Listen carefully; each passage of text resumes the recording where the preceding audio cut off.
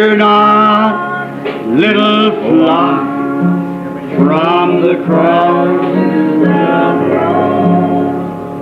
Hear heaven's love, He went for His own.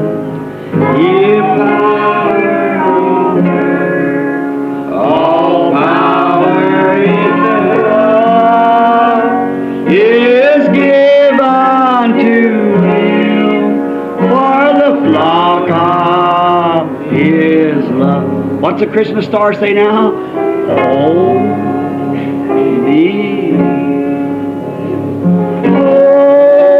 Only believe, all things are possible. Only believe, only believe, only believe, all things are possible.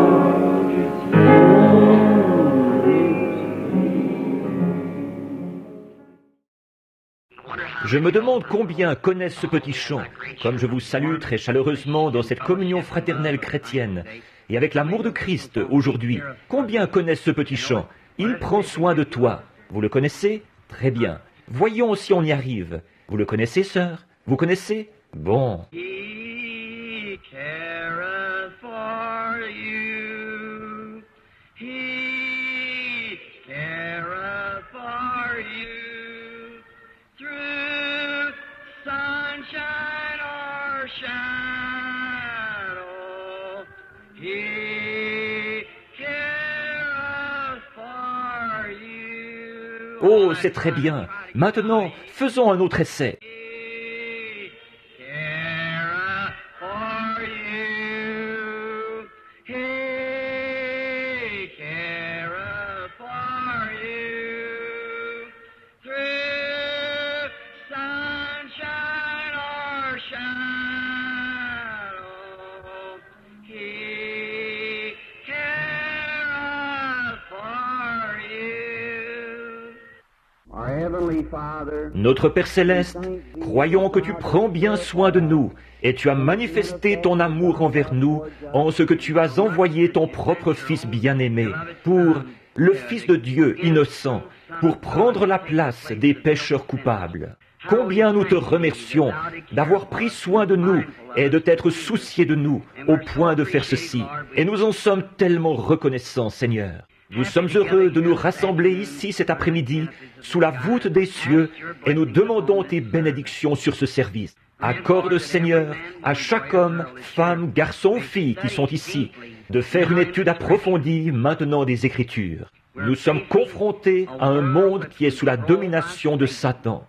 Et Père, alors que nous étudions la puissance des démons et ce qu'ils font aux gens, nous te prions de nous donner une grande foi, et puissent beaucoup de grands signes et prodiges se faire, car nous le demandons au nom de Christ et pour la gloire de Dieu. Amen. Nous abordons sans tarder l'étude de cet après-midi, je pense une quinzaine de minutes plus tôt que prévu. Le sujet en est toujours la démonologie. Et maintenant, je viens de recevoir un message tout à l'heure, frère Biller, de mes amis, et je débute en tournée en Afrique au milieu de juillet. Alors c'est réglé, tout est arrangé maintenant. Frère Baxter ne pourra pas y aller à cette période-là, alors je devrais me rendre en Afrique tout seul. Alors je pars là-bas avec, Vous devrez prier pour moi maintenant, que le Seigneur m'aide, parce que j'en aurai vraiment besoin maintenant, là-bas, parmi... Je m'attends à ce qu'il y ait au moins 200 000 personnes à cette réunion. Et il y a une vision que j'ai notée ici. Je veux que vous ici, vous en bénéficiez. Elle s'est produite en décembre. J'étais dans la chambre un matin, et là, l'ange du Seigneur est entré. Vous voyez, quand j'étais là-bas, j'ai désobéi à Dieu, et j'ai attrapé des amibes. Tout le monde sait ce que c'est que les amibes. Un parasite qui, on en meurt presque. Et c'est parce que j'avais fait quelque chose que Dieu m'avait dit de ne pas faire. Combien ont entendu raconter ça? Je pense qu'il y en a certains d'entre vous ici. Je sais que ceux du tabernacle ont entendu raconter ce qui s'était passé. Dieu m'avait dit d'aller à un endroit, de me tenir loin de tel endroit, d'aller à un autre endroit. et j'ai laissé les prédicateurs me convaincre de faire le contraire. Bon, les prédicateurs, ce sont des gens formidables, et ce sont mes frères, mais écoutez ce que Dieu vous dit. C'est exact, voyez, vous avez une seule mission. Combien s'en souviennent? À un moment donné, il y avait 2 prophètes dans la Bible. Et l'un d'eux, le Seigneur lui avait dit, va à tel endroit, et ne reviens pas à ton retour, prends un autre chemin, et ainsi de suite. Et il avait dit, ne mange pas et ne bois pas pendant que tu seras là-bas. Et un autre vrai prophète est allé le voir, et il a dit, le Seigneur m'est apparu après qu'il t'ait apparu. Et il a dit, viens avec moi à la maison. Et le prophète a écouté ce que l'autre avait dit, et il a perdu sa vie à cause de ça. Voyez-vous, faites ce que Dieu vous dit de faire, peu importe ce que n'importe qui d'autre peut dire. Maintenant, dans cette vision, c'est ce qui m'a réveillé, le 13 septembre ou décembre. Et assis au bord de mon lit, je me demandais quel serait mon avenir. Quand je suis rentré de là-bas, ils allaient m'envoyer au lazaret. Les parasites étaient sur le point de m'emporter. Ils m'ont fait subir un examen quand j'ai posé le pied dans le pays. Et par la grâce de Dieu, simplement, ils m'ont permis de retourner chez moi parce que c'était très disséminé. J'avais prié et j'étais allé voir ces ministres. Je disais, le Seigneur m'a dit de ne pas prendre cette direction-là. Ils ont dit, oh, Dieu peut parler à quelqu'un d'autre qu'à toi.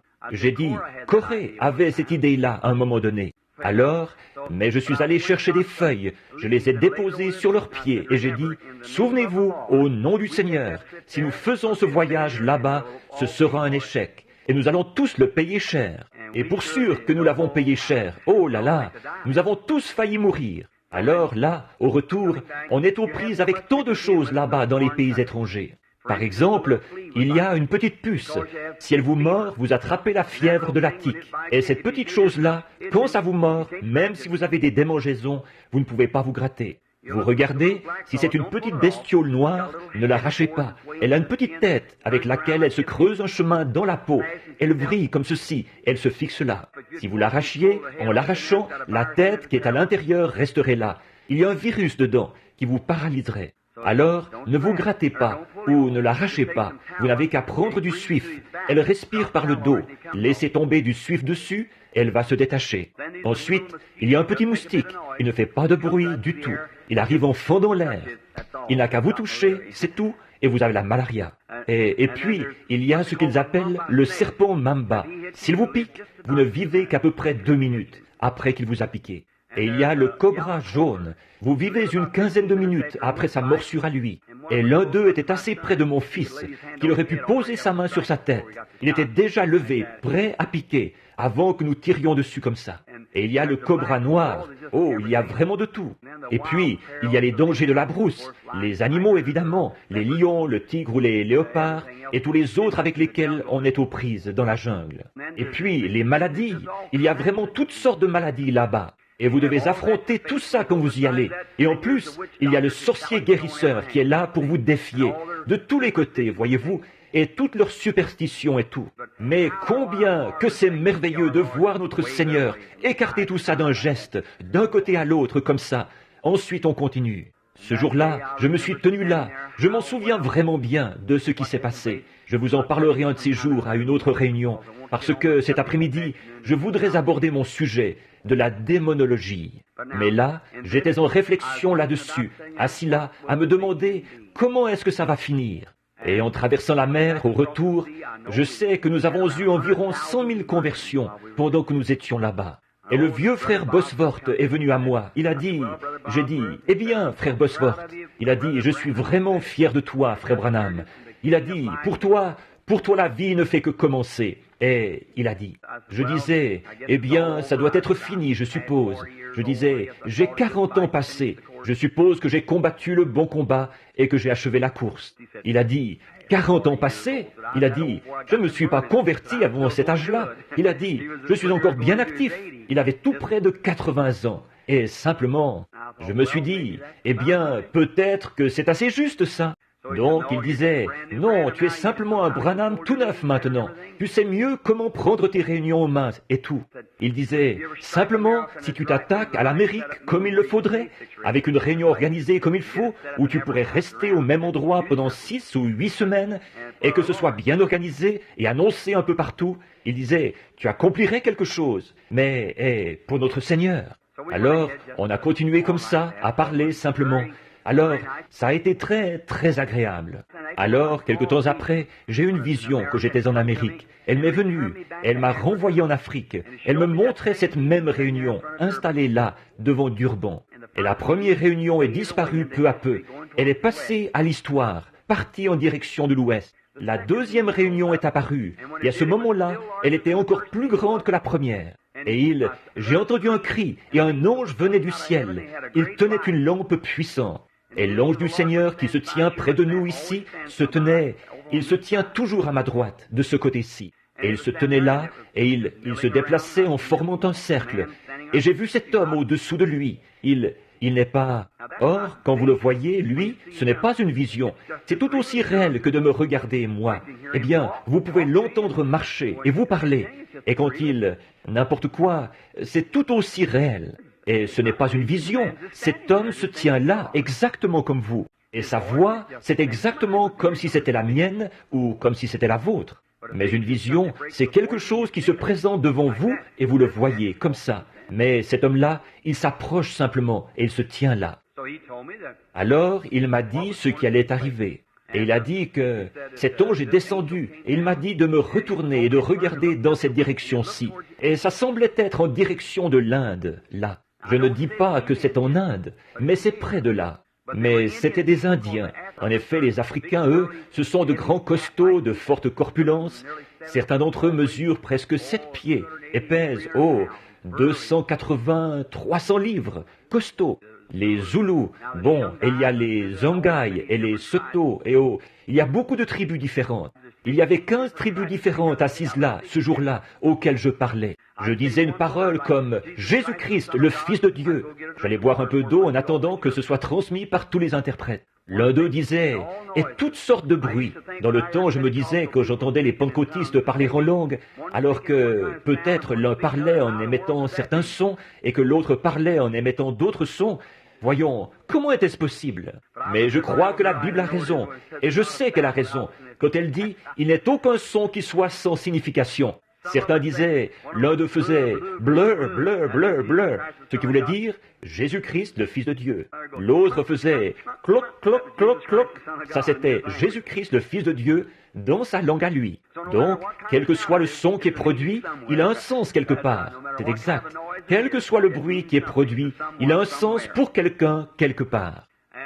Et quand il transmettait ça, et j'ai remarqué qu'à ma gauche, quand cet ange était descendu et que j'ai vu comme un essaim là, et c'étaient des hommes ils avaient comme une espèce de drap autour de leur corps, comme ceci, et ça les enveloppait et c'était attaché comme pour un petit bébé, la couche. Et tout ce que je pouvais voir, à perte de vue, c'était des gens. Ensuite, cet ange a allumé une lampe puissante qui oscillait. Elle s'est mise à faire un mouvement de va-et-vient, comme ça. Et jamais de ma vie, je n'ai vu autant de gens. Ensuite, cet autre ange est venu très près de moi et il a dit, « Il y en a 300 000 à cette réunion. » Et je l'ai noté ici. Vous aussi, inscrivez-le sur un bout de papier, comme quand j'avais raconté que ce petit garçon ressusciterait en Finlande. Notez-le sur la page de garde de votre Bible ou quelque part, qu'à cette réunion, il va y avoir une réunion et vous en entendrez parler par quelques moyens de diffusion. Il y aura 300 000 personnes qui assisteront à cette réunion. Maintenant, voyez si ce n'est pas vrai. Elle sera donc 3 fois plus grande que l'autre. Voyez, 300 000 personnes qui assisteront à la réunion. Et je suis tellement heureux de pouvoir y aller. Je ne sais pas quoi faire, parce que j'aime gagner des âmes pour notre Seigneur. Et là-bas, à une occasion, d'avoir vu 30 000 païens primitifs venir à Jésus-Christ à la suite d'un seul appel à l'autel. 30 000 païens primitifs. Maintenant, abordons notre sujet sans tarder. Hier, nous avons étudié la technique qu'utilisent les démons. Je réfléchissais aujourd'hui alors que Dieu traitait avec moi. Vous ne savez pas ce que ça représente d'avoir la liberté d'aller de l'avant. Or, je ne suis pas un enseignant. Je suis loin d'être un commentateur de la Bible. Et mon instruction se limite à une 7e année. Alors et avec ça, je suis sorti de l'école il y a environ 25 ans. Alors il y a longtemps que je n'y suis plus. Je n'ai pas beaucoup d'instructions, mais tout ce que je sais, c'est ce que je reçois par inspiration. Et si cette inspiration ne concorde pas avec la Bible, alors elle est fausse. Voyez, il faut que ce soit la Bible. Quelle que soit l'inspiration, il faut que ça vienne. Voici le fondement de Dieu. Aucun autre fondement n'a été posé que ceci. Et ce qui correspond à ceci, si ce que je disais était contraire à ceci, alors que mes paroles soient un mensonge, parce que la vérité, c'est ceci. Voyez, voyez. Et si un ange vous disait quelque chose qui soit différent de ceci, Paul a dit qu'il soit pour vous anathème, même un ange de lumière. Or, il y a beaucoup de grandes choses. J'ai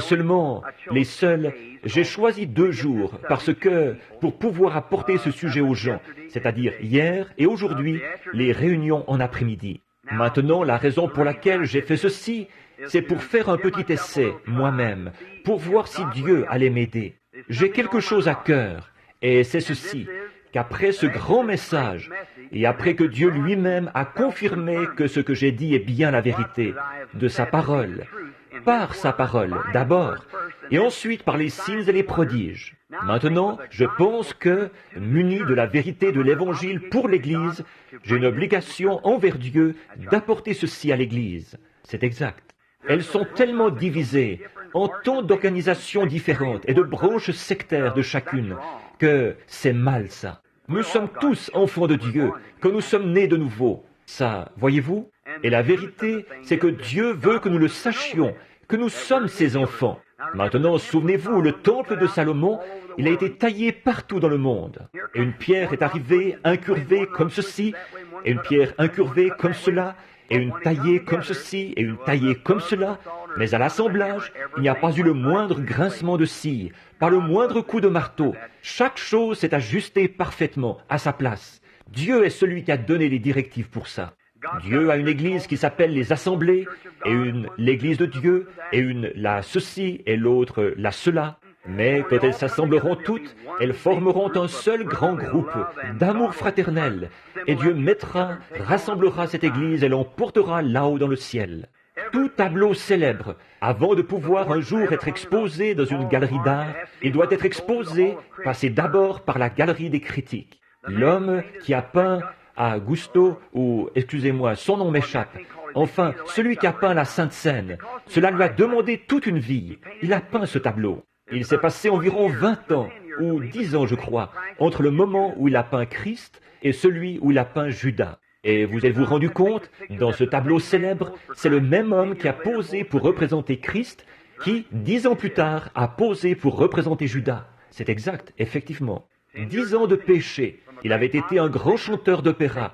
Ensuite, il a représenté Christ. Il a fini par représenter Judas. Ça ne vous prendra pas forcément 10 ans. Ça prendra 10 minutes pour produire le même effet sur vous. Ça changera votre caractère par le péché. Mais toujours est-il que ce tableau est passé par tous les critiques. Et c'est ce que je pense de l'Église de Dieu, ce groupe qu'on appelle. Eh bien, je ne dis pas ceci pour faire une remarque désobligeante. J'ai navigué sur toutes les mers, et j'en suis à mon 3e voyage autour du monde. Et les gens disent « Exalté, exalté !» Et j'ai cherché partout dans le monde, et je n'ai encore jamais trouvé un exalté. C'est un nom que le diable a collé aux gens, c'est tout. Un exalté, ça n'existe pas. J'ai les statistiques de toutes les 668 églises différentes qui existent et organisées dans le monde. Et il n'y en a pas une seule qui s'appelle les exaltés. Et ça provient du gouvernement. Je ne connais pas une seule église exaltée. Alors ça, c'est seulement un nom que le diable a donné. Mais maintenant, malgré tout ceci, toutes ces choses, Dieu a peint un tableau. Et, à un moment donné, ces petites églises qu'il y avait là-bas autrefois, certains d'entre vous, je regarde ces hommes aux cheveux gris. Mon garçon, hier, j'étais dans mon bureau, j'étudiais, et un ministre est entré en passant. Il a dit, « J'aimerais serrer la main à ton papa. » Évidemment, mon garçon a été à l'école de frère Baxter et des autres. Eux, c'est carrément non. Un point, c'est tout, tout de suite. Je n'aime pas ça. Voyez, peu importe si évidemment, je ne peux pas être à la fois serviteur des hommes et serviteur de Dieu. Mais moi, ce que je trouve, j'aime serrer la main de mes frères. J'aime faire ça. Il y a quelque chose là-dedans. J'aime serrer la main d'un ministre. Et non seulement celle d'un ministre, mais de tout enfant de Dieu. J'aime le faire. Je n'en ai rien su jusqu'au moment où ma femme m'en a parlé, un peu plus tard. Eh bien, s'il avait dit à ce ministre, un petit instant, il s'est retiré pour prier et je vais voir ce qu'il en dira. Eh bien ça aurait été mieux. Alors je l'ai repris un peu là-dessus. Il ne doit pas faire ça, voyez? Alors, et c'est vrai, on ne peut pas venir tout de suite, chaque fois, comme le frère le disait tout à l'heure. Si on le fait, alors le soir, je suis épuisé, vous voyez. Les gens se mettent à parler, et peut-être que chacun a une maladie, et quand ils se mettent à en parler, tout de suite, voilà l'ange du Seigneur qui est là pour dire ce qu'il en est. Il y a quelqu'un qui est assis, qui regarde droit vers moi en ce moment, qui sait que c'est bien vrai, car c'est arrivé il y a seulement quelques minutes, ou environ 1h30. C'est une dame qui est assise ici. Elle ne savait pas ce qu'il en était. L'ange du Seigneur lui avait parlé l'autre soir. Elle lui avait dit quelque chose, et elle ne comprenait pas ce qu'il en était. Mais aujourd'hui, c'est arrivé. Alors maintenant, elle connaît le sens de ses paroles, quand il lui a parlé. Comme j'étais là à lui parler, l'ange du Seigneur est venu directement lui dire quel était son problème, et tout ce qu'il en était, et ce qu'elle pensait. L'un de ses bien-aimés, et comment Dieu avait parlé, et avait dit qu'il avait confirmé la chose, et ce qui allait arriver. Alors voilà précisément comment ça va se passer. Voyez, Dieu l'a dit. Eh bien, maintenant, et si, à quelques reprises ça, alors, et avec chaque vision, vous vous affaiblissez toujours plus, voyez-vous? Et tout à coup, vous arrivez à l'église le soir, vous êtes complètement épuisé, si bien que vous ne savez plus trop quoi faire. Et priez pour moi, là, voyez-vous, parce que je passe d'une réunion à une autre, puis à une autre. Si cette réunion-ci était la seule, ce ne serait pas la même chose. Si j'allais rentrer chez moi maintenant et rester sans rien faire pendant quelques mois, aller chercher ma canne à pêche et partir à la pêche. Mais il faut que je passe directement d'une réunion à une autre, directement d'une à une autre, vous voyez? C'est à cause de ça. Et vous tous priez, vous les gens ici dans l'auditoire. Ils m'ont dit hier soir que pas réagi à l'appel. Or ça, c'est assez dangereux, vous voyez? Quand il disait que, eh bien, parfois, ces lumières ne vont pas éclairer. Il y a un coin où c'est sombre entre les deux. Et j'observe l'ange du Seigneur quand il se tient ici. Je peux le sentir. Ensuite, je vais sentir qu'il s'éloigne. Et je vais observer. Il va partir et aller quelque part, se tenir là un petit moment, et je peux le voir. Et ça va se mettre à briller, et une vision va venir. Alors, je vais avoir la vision. Je vais observer l'aspect de la personne qui est là, dans ce coin-là. Je trouve la personne, ensuite je parle. Voilà ce qui se produit. Voilà ce qui arrive.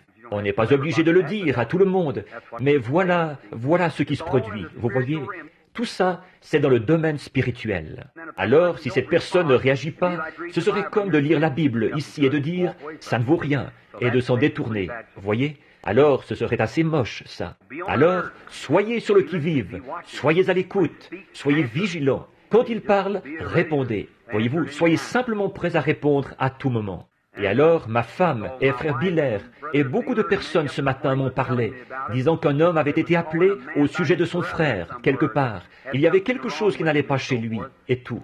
Et cet homme n'a pas réagi à l'appel. Alors, là, il n'y a rien à faire. C'est entre Dieu et cet homme. La vision m'a quitté. Ensuite, je ne l'ai plus retrouvé, parce qu'il n'a pas répondu. Alors, soyez vigilants, soyez sur le qui-vive. Maintenant, nous allons prendre ce sujet de la démonologie et parler des démons. Or, les gens, quand on dit démons, tout de suite ils se mettent à penser, oh, du fanatisme ou quelque chose. Mais les démons sont tout aussi réels que les anges. Ils sont tout aussi réels. Et le diable est tout aussi réel comme démon que Jésus-Christ est le Fils de Dieu. Il est un démon. Le ciel est tout aussi réel. Si l'enfer n'existe pas, le ciel n'existe pas non plus. Et s'il n'y a pas de bénédiction éternelle, ou plutôt de châtiment éternel, il n'y a pas de bénédiction éternelle. S'il n'y a pas de jour, il n'y a pas de nuit, voyez. Mais aussi sûr qu'il y a le jour, il y a la nuit. Aussi sûr qu'il y a un chrétien, il va forcément y avoir un hypocrite. Aussi sûr qu'il y a quelqu'un qui est véritablement de Dieu, il y a quelqu'un qui va imiter ça, voyez. C'est tout à fait ça, le pour et le contre, le noir et le blanc, et ainsi de suite comme ça en toutes choses, dans la vie. Le vrai et le faux, partout. Et il y a un faux évangile, il y a un vrai évangile. Il y a un vrai baptême, il y a un faux baptême. Il y a un faux semblant et il y a un vrai. Il y a un vrai dollar américain et il y a un faux dollar américain. Il y a un chrétien véritable, il y a un hypocrite véritable, voyez-vous, qui ne fait qu'imiter. Alors, c'est ce qu'on trouve. Alors toutes ces choses, elles vont ensemble. Or, nous ne pouvons pas les séparer. Dieu laisse tomber la pluie. Qu'il me permette de parler un peu de quelque chose ici. Combien y a-t-il de prédicateurs ici? Levez la main. Partout, les prédicateurs, levez la main. Eh bien, que Dieu vous bénisse, frère.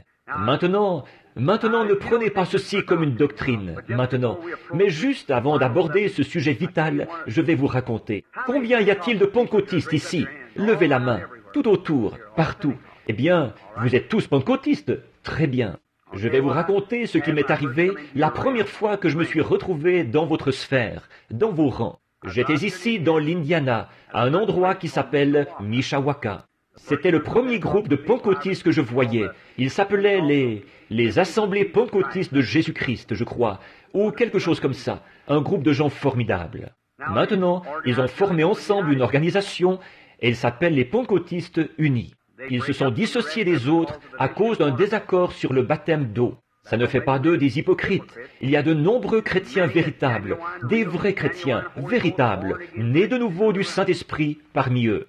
Et Dieu leur a donné le Saint-Esprit, à eux qui ont été baptisés dans le nom de Jésus, et il a donné le Saint-Esprit aux autres qui ont été baptisés dans le Père, Fils, Saint-Esprit.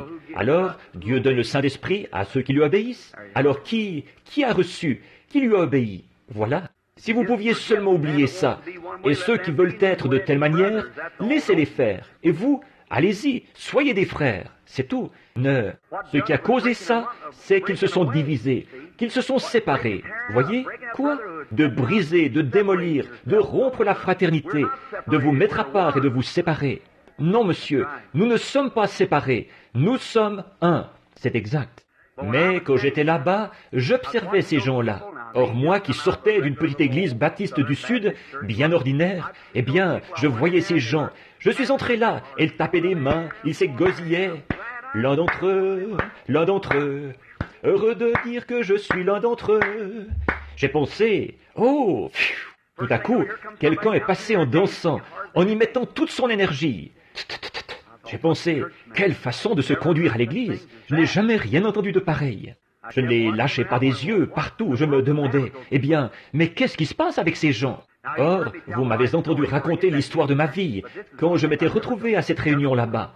Mais voici une chose que je n'ai jamais racontée, que je n'ai encore jamais racontée en public. Alors, maintenant, si vous voulez l'effacer de votre enregistrement, eh bien, c'est libre à vous. Très bien. Alors, là, j'observais, et bon, je me disais, eh bien, ces gens, ce sont les gens les plus heureux que j'ai vus de ma vie. Ils n'avaient pas honte de leur religion. Nous, les baptistes, il nous arrive d'avoir un peu honte de temps à autre, vous savez. Voyez, et quand ils vont prier, vous savez, ils vont se mettre derrière l'éventail, vous savez. Mais ces gens-là, ce n'était pas leur cas, frère. Ils avaient de la religion partout, en dedans, en dehors et partout sur eux. Eh bien, je me souviens ce soir-là, quand je suis monté sur l'estrade, ils avaient dit tous les prédicateurs sur l'estrade. C'était une convention. Ils étaient obligés de la faire ici au nord, à cause du problème de ségrégation raciale, la loi de Jim Crow du sud. Alors ils s'étaient tous rassemblés là, de partout. Alors, j'étais assis sur l'estrade, et il a dit, eh bien, maintenant, j'ai écouté tous les prédicateurs toute la journée, et ce soir-là, ils ont annoncé un vieux prédicateur. C'est un vieil homme de couleur qui est arrivé, juste une petite couronne de cheveux sur la tête, comme ça. Il portait une longue redingote de prédicateur, vous savez, à col de velours, et il faisait chaud. Le pauvre vieux est arrivé comme ceci. Il a dit, mes chers enfants, il a dit, je voudrais vous raconter, et il s'est mis à témoigner. Je devais être le plus jeune de ceux qui étaient assis sur l'estrade. Et donc, il disait, je vous le dis, il a pris son texte dans Job. Où étais-tu quand je fondais le monde? Dis-moi sur quoi ces bases sont appuyées. Tous ces autres prédicateurs avaient prêché au sujet de Christ, quelque chose comme on avait l'habitude d'entendre. Je les avais écoutés et j'y avais pris plaisir. Mais pas ce vieux-là. Il est retourné en arrière environ 10 000 ans avant le commencement du monde. Il est allé jusque dans les cieux et il est redescendu en traversant le ciel, ce qui se passait là. Eux, ce sur quoi ils avaient prêché tout le long, pendant la journée, lui, il a prêché sur ce qui se passait dans le ciel. Il a ramené Christ sur l'arc-en-ciel horizontal, tout là-bas, quelque part dans l'éternité. Mais il n'avait même pas prêché pendant 5 minutes, ce vieux-là, et quelque chose s'est emparé de lui. Il a sauté en l'air, il a claqué des talons, et il s'est écrié « Youpi !» Il avait à peu près autant de place que j'en ai ici. Il a dit « Je n'ai pas assez de place pour prêcher !» Et il s'en est allé comme ça. Eh bien, je me suis dit, si cette chose-là produit cet effet sur un homme qui a peut-être 80 ans, qu'est-ce qu'elle fera sur moi? Voilà ce que je veux. Voilà ce que je veux. Mais ce qui m'a intrigué, c'est ceci. Maintenant, nous parlons de démons, là. Ce qui m'a intrigué, j'observais deux hommes. L'un était assis d'un côté et l'autre de l'autre. Et quand l'esprit descendait, ces hommes se levaient. Ils parlaient en langue, ils poussaient des cris. Ils avaient l'écume aux lèvres. Et je me disais, oh là là, si seulement je pouvais avoir ça. Vous voyez, comme c'est merveilleux. Oh, j'aime vraiment ça. Eh bien, je suis allé dans le champ de maïs. Et je vous ai raconté l'histoire de ma vie. Vous l'avez lu dans le livre. J'y ai dormi toute la nuit. Le lendemain matin, j'y suis retourné. Alors je me suis dit que j'allais faire un test. J'ai une façon de faire les choses dont personne n'est au courant. Seulement Dieu et moi. Alors là, je prononce un oracle. Et je vais voir quel esprit est dans un homme. Vous le voyez ici même sur l'estrade. Vous voyez? Et donc, je me suis mis à parler à l'un de ces hommes. Je les avais vus, ils étaient assis l'un près de l'autre. Et ils se prenaient par la main, ils dansaient, ils poussaient des cris. Je me disais, oh là là, moi je trouve que ça a l'air de quelque chose de réel. Et j'ai pris l'une de ses mains. J'ai dit, bonjour monsieur. Il a dit, bonjour. Un homme très bien, du type gentleman. Il a dit, j'ai dit, êtes-vous un ministre? Il a dit, non monsieur, je ne suis qu'un laïc. Alors j'ai engagé une petite conversation avec lui pour capter son esprit. Voyez, il ne le savait pas, personne ne le savait. Je n'en ai jamais parlé. Il s'est passé des années avant que j'en parle. Alors mais quand j'ai vu ce qu'il en était, ça sonnait juste, parfaitement. C'était un chrétien. Cet homme était un saint de Dieu, absolument. J'ai pensé, frère, c'est très bien. Mais ce qui est bizarre, quand j'ai trouvé l'autre homme, c'était le contraire. Il vivait même avec une femme qui n'était pas sa femme. C'est exact. Et j'ai vu ça s'approcher de lui, une vision. Je me suis dit, oh là là, ce n'est pas possible. Et cet homme, je me suis dit, bon, alors, cet esprit qui est parmi ces gens, il est mauvais. Un point, c'est tout. Alors, ce soir-là, je suis allé à la réunion, et les bénédictions descendaient. Je priais Dieu, et le Saint-Esprit, l'ange du Seigneur attestait qu'il s'agissait bien du Saint-Esprit. Et le même esprit qui descendait sur cet homme-ci, descendait sur cet homme-là. Et quand le Saint-Esprit descendait, ils se levaient tous les deux, et tous les deux, ils poussaient des cris. Ils hurlaient et louaient le Seigneur. Ils parlaient en langue, ils dansaient. Je disais, je ne saisis vraiment pas, Seigneur. Là, je ne vois pas ça dans la Bible, que ça pourrait être juste. Là, j'ai dit, peut-être que c'est moi qui suis séduit. Voyez, j'ai dit, maintenant voici, je suis strictement fondamentaliste pour ce qui est de la Bible. Il faut que ce soit ceci. Voyez, j'ai dit, Seigneur, tu sais comment je suis. Il faut que je le vois dans ta parole. Et je ne comprends pas. Voilà que le Saint-Esprit descend sur cet homme-ci, que le Saint-Esprit descend sur cet homme-là, et l'un d'eux est un saint, et l'autre est un hypocrite. Et je le sais. Je le sais, j'aurais pu prendre cet homme à part et le lui prouver, ou le lui signaler sur les lieux, lui dire ce qu'il en était, comme j'aurais pu le faire à cet homme qui était assis ici hier soir, qui n'était rien d'autre qu'un imposteur, s'il n'y en a jamais eu un, assis là. Et j'aurais dû dénoncer la chose, mais il se serait levé et se serait mis à faire des histoires.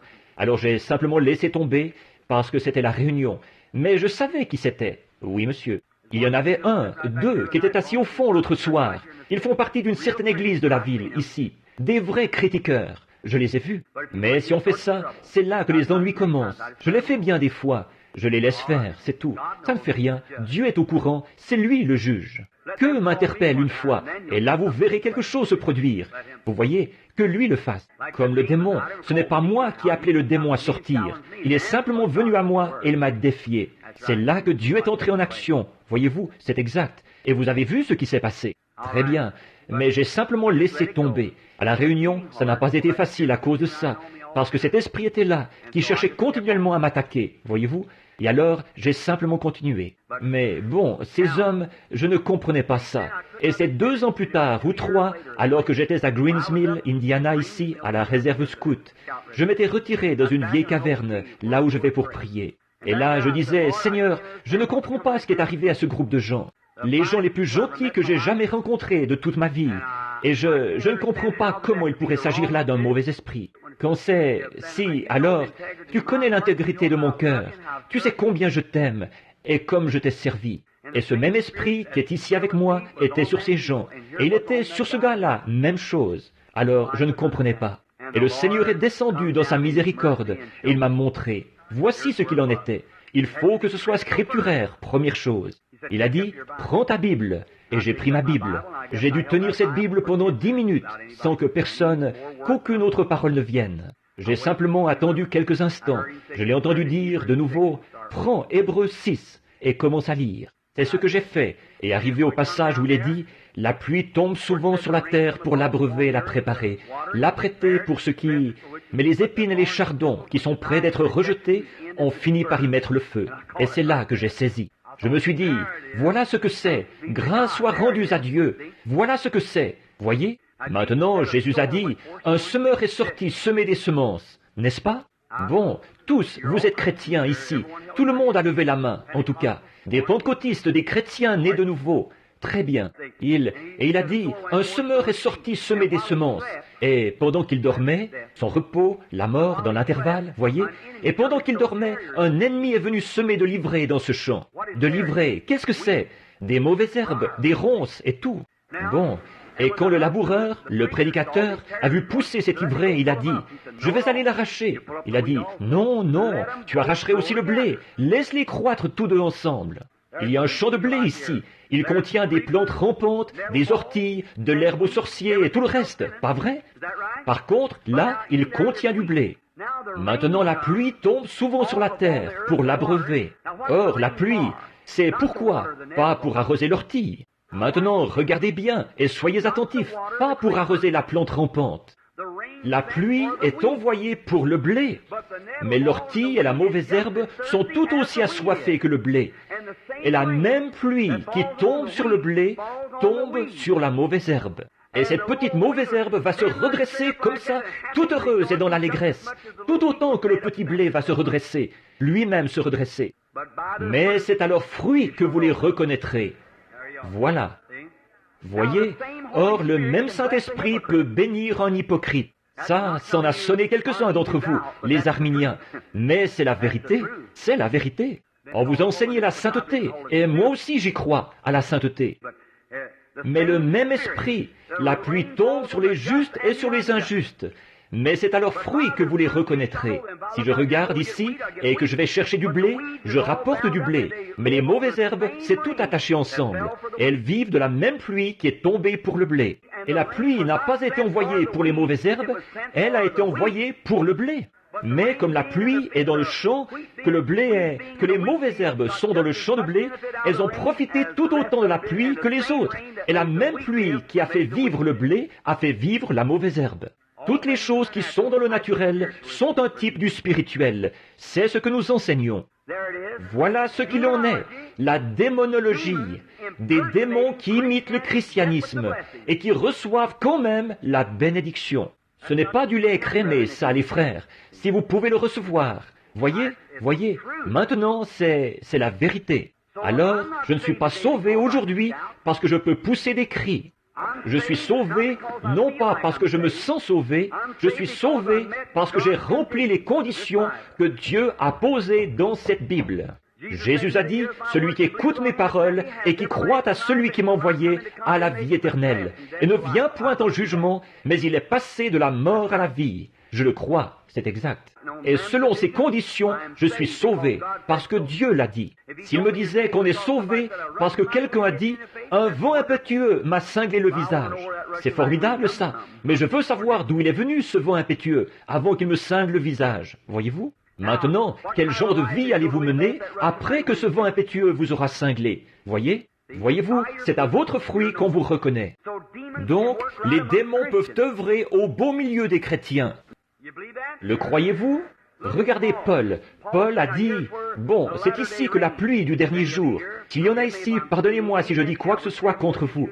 Je ne dirai rien contre vous, pas plus que je n'en dirai contre les assemblées, ou n'importe qui, les baptistes, ou n'importe qui d'autre. C'est la vérité qui est la vérité. Où vous avez dévié, c'est ici. Vous faites des prophètes de ces hommes et de ceux qui ne sont pas prophètes. On n'est pas prophète parce qu'on nous a imposé les mains et envoyé. On est prophète, voyez? Dans la Bible, il y a un don de prophétie. C'est là que vous avez fait erreur. La différence entre le don de prophétie et un prophète. Le don, Dieu à plusieurs reprises et de plusieurs manières a parlé à nos pères à travers les prophètes, dans ces derniers jours à travers son Fils Jésus-Christ. Et il y a 9 dons spirituels en action dans le corps de Christ. Ça pourrait être sur cette femme-ci ce soir, la prophétie. Et il se pourrait que ce ne le soit plus jamais de toute sa vie. Il se pourrait que ce soit sur cette femme-ci le lendemain soir. Il se pourrait que ce soit sur cet homme-ci la fois d'après. Il se pourrait que ce soit sur celui-là, là-bas, la fois d'après. Ça ne fait pas d'elle un prophète. Ça ne fait de personne un prophète. C'est un don de prophétie en vous. Et avant que cet homme ou que cette prophétie puisse être donnée à l'Église, elle doit être jugée en présence de 2 ou 3 juges spirituels. Pas vrai? Or Paul a dit, vous pouvez tous prophétiser successivement. Si celui-ci a une révélation, que celui-là se taise. Eh bien, dans ce cas, ils seraient tous prophètes, selon l'enseignement d'aujourd'hui. Non, Église pentecôtiste, on a tout mélangé. Et c'est pour cette raison que Dieu ne peut pas entrer, tant que nous n'aurons pas redressé et aligné la chose sur la Bible. C'est exact. Il faut trouver le bon sentier. Comment peut-on bâtir une maison sans regarder le plan? Voyez, il faut prendre un bon départ. Maintenant, là, un prophète, on n'a jamais vu personne se tenir devant Ésaïe, devant Moïse. Il y en a un qui s'est tenu devant lui un jour, Corée, et a cherché à contester avec lui. Et Dieu a dit, séparez-vous, je vais ouvrir la terre. On est prophète, les dons et les appels, sans repentance. C'est la prédestination de Dieu dès le plus jeune âge. Tout était parfait, constamment, exactement ce qu'il disait. C'était la vérité, confirmée et mise en évidence. C'est la parole de Dieu qui vient au prophète. Mais un don de prophétie, c'est dans l'Église. Bon, vous dites, eh bien, les prophètes, c'est l'Ancien Testament. Oh non, il y a eu des prophètes dans le Nouveau Testament. Agabus était un prophète du Nouveau Testament. Regardez l'esprit de prophétie qui est descendu là-bas et qui a dit à Paul ce qu'il en était. Et puis, Agabus est arrivé de Jérusalem. Il est allé trouver Paul et il a attaché sa ceinture autour de lui. Il s'est retourné et il a dit, « Ainsi dit le Seigneur, l'homme qui portait ceci sera lié de chaînes quand il arrivera à Jérusalem. » Agabus qui s'est levé et qui a dit, « Prédit ce qui allait arriver. » Il était un prophète et non un homme avec le don de prophétie. Et le don de guérison et tous ces dons, mon ami pentecôtiste, vous avez tout mélangé. Les dons sont dans l'Église. Toute personne dans l'Église y a accès. Toute personne qui a été baptisée dans le corps. D'un seul esprit, nous y sommes tous baptisés. Et la Bible dit, eh bien, j'ai le don de guérison. Eh bien, la Bible dit, confessez votre faute l'un à l'autre et priez l'un pour l'autre. Que toutes les personnes prient les unes pour les autres. Nous ne sommes pas un groupe divisé, nous sommes un groupe collectif, réuni, voyez? Bon, et c'est comme ça que parfois les démons vont s'y prendre pour agir. Maintenant, observez ce que Paul a dit. Si quelqu'un parle en langue et que quelqu'un d'autre interprète, que ce qu'il a dit soit jugé avant que l'Église puisse le recevoir. Maintenant, ce ne sera pas une citation de l'Écriture ou quelque chose comme ça. Dieu ne se répète pas, mais ce sera un avertissement adressé à l'Église. Alors, si de bons juges disent « Recevons cela », très bien, c'était du Seigneur. Le deuxième dit « Recevons-le », que par la bouche de 2 ou de 3 témoins, toute parole soit établie. Alors l'Église le reçoit et on se prépare en conséquence. Si ce qui a été dit n'arrive pas, alors vous avez un mauvais esprit parmi vous. C'est exact. Et si la chose arrive, alors remerciez Dieu. L'Esprit de Dieu est parmi vous, voyez? Alors c'est là qu'il faut bien surveiller et être prudent. Donc, ne cherchez pas à forcer les choses. Il n'y a rien que je puisse faire pour avoir les yeux bruns si j'en ai des bleus, voyez-vous. Il faut que je me contente de mes yeux bleus. Maintenant, c'est là que les démons agissent dans la sphère des gens spirituels. Maintenant, nous entrons dans quelque chose de profond ici. Et j'espère que ce n'est pas trop profond. Maintenant, dans 1 Samuel 28, je veux maintenant lire un passage de l'Écriture ici. Je voudrais que vous écoutiez attentivement. Et je veux traiter de démons, vous montrer comment ils agissent au sein même de l'Église, et que Satan a une contrefaçon de toutes les choses véritables qui existent. Or, vous pouvez voir, selon la Bible, que les démons viennent parmi les chrétiens et ils font des imitations. Et souvent, nous avons affirmé que des gens étaient chrétiens quand ils disaient « Je crois en Jésus-Christ ». Voyons, les démons croient la même chose et ils tremblent. Ce n'est pas du tout signe que vous êtes sauvés. Un de ces soirs, je voudrais aborder l'élection et là vous constaterez le vrai sens du salut. Voyez ? Vous n'avez rien eu à y voir, ni au début, ni à la fin, ni rien que vous puissiez y faire du tout. Dieu sauve un homme sans condition. Oh, ça a frappé en profondeur, n'est-ce pas? Maintenant, autant sortir ça de votre système pendant qu'on y est. Très bien. Abraham a été le commencement de notre foi, pas vrai? Oh, Abraham a reçu la promesse. Et Dieu a appelé Abraham parce qu'il était un grand homme, je suppose. Non, monsieur. Il est sorti de Babylone, du pays de la Chaldée, de la ville dure, et Dieu l'a appelé et a fait son alliance avec lui, sans condition. Je vais te sauver, et pas seulement toi, Abraham, mais ta postérité, sans condition. Dieu a fait une alliance avec l'homme, et l'homme rompt son alliance chaque fois. L'homme n'a jamais gardé son alliance avec Dieu. La loi n'a jamais été gardée. Il n'arrivait pas à garder la loi. Christ est venu et lui-même a transgressé la loi. En effet, la grâce avait déjà fourni un sauveur. Moïse avait fourni un moyen d'échapper, et ensuite, le moyen d'échapper plutôt, et ensuite les gens, après, ils voulaient encore avoir quelque chose à y faire. L'homme cherche toujours à faire quelque chose pour se sauver lui-même, alors qu'on ne peut pas. C'est sa nature. Dès qu'il a constaté qu'il était nu, dans le jardin d'Éden, il a fait des ceintures avec des feuilles de figuier, pas vrai? Mais il a constaté qu'elle ne ferait pas l'affaire.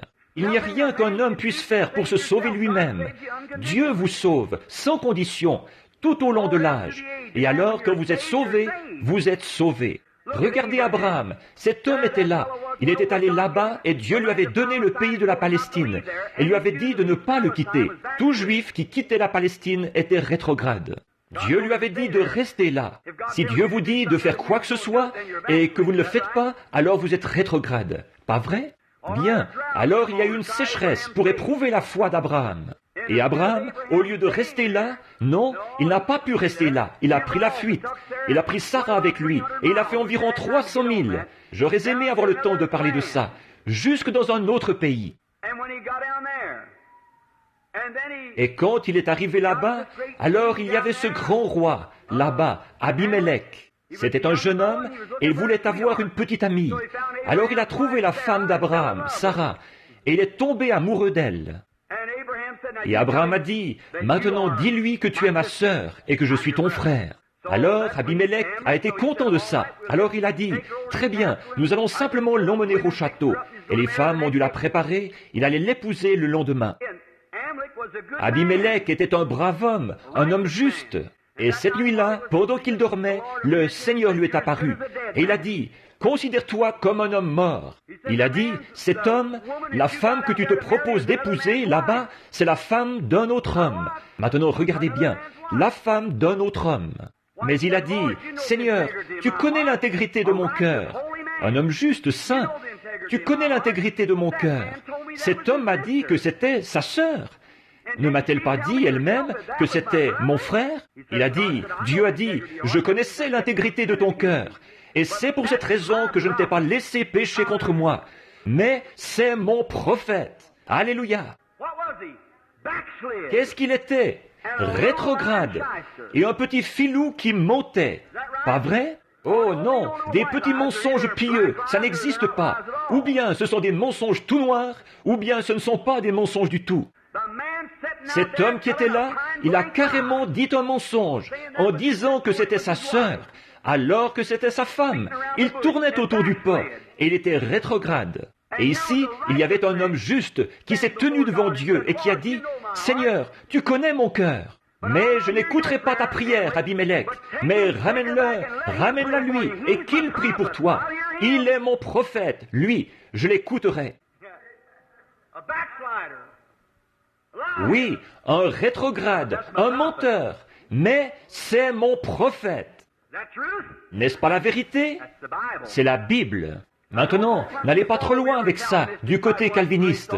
Une fois sous la grâce, toujours sous la grâce, parce que vous vous retrouverez dans la disgrâce. Voyez? Un petit instant là, nous aurons le temps cette semaine de revenir là-dessus pour vous montrer que c'est bien tout à fait exact. Mais n'allez pas croire que juste parce que vous avez fait quelque chose de mal, que vous êtes fichu à tout jamais. Vous êtes un enfant de Dieu, vous êtes né de l'Esprit de Dieu, vous êtes des fils et des filles de Dieu, et les fruits en rendront témoignage eux-mêmes. Voilà. Maintenant, nous voici installés dans le pays. Maintenant, je voudrais lire ici le verset 6.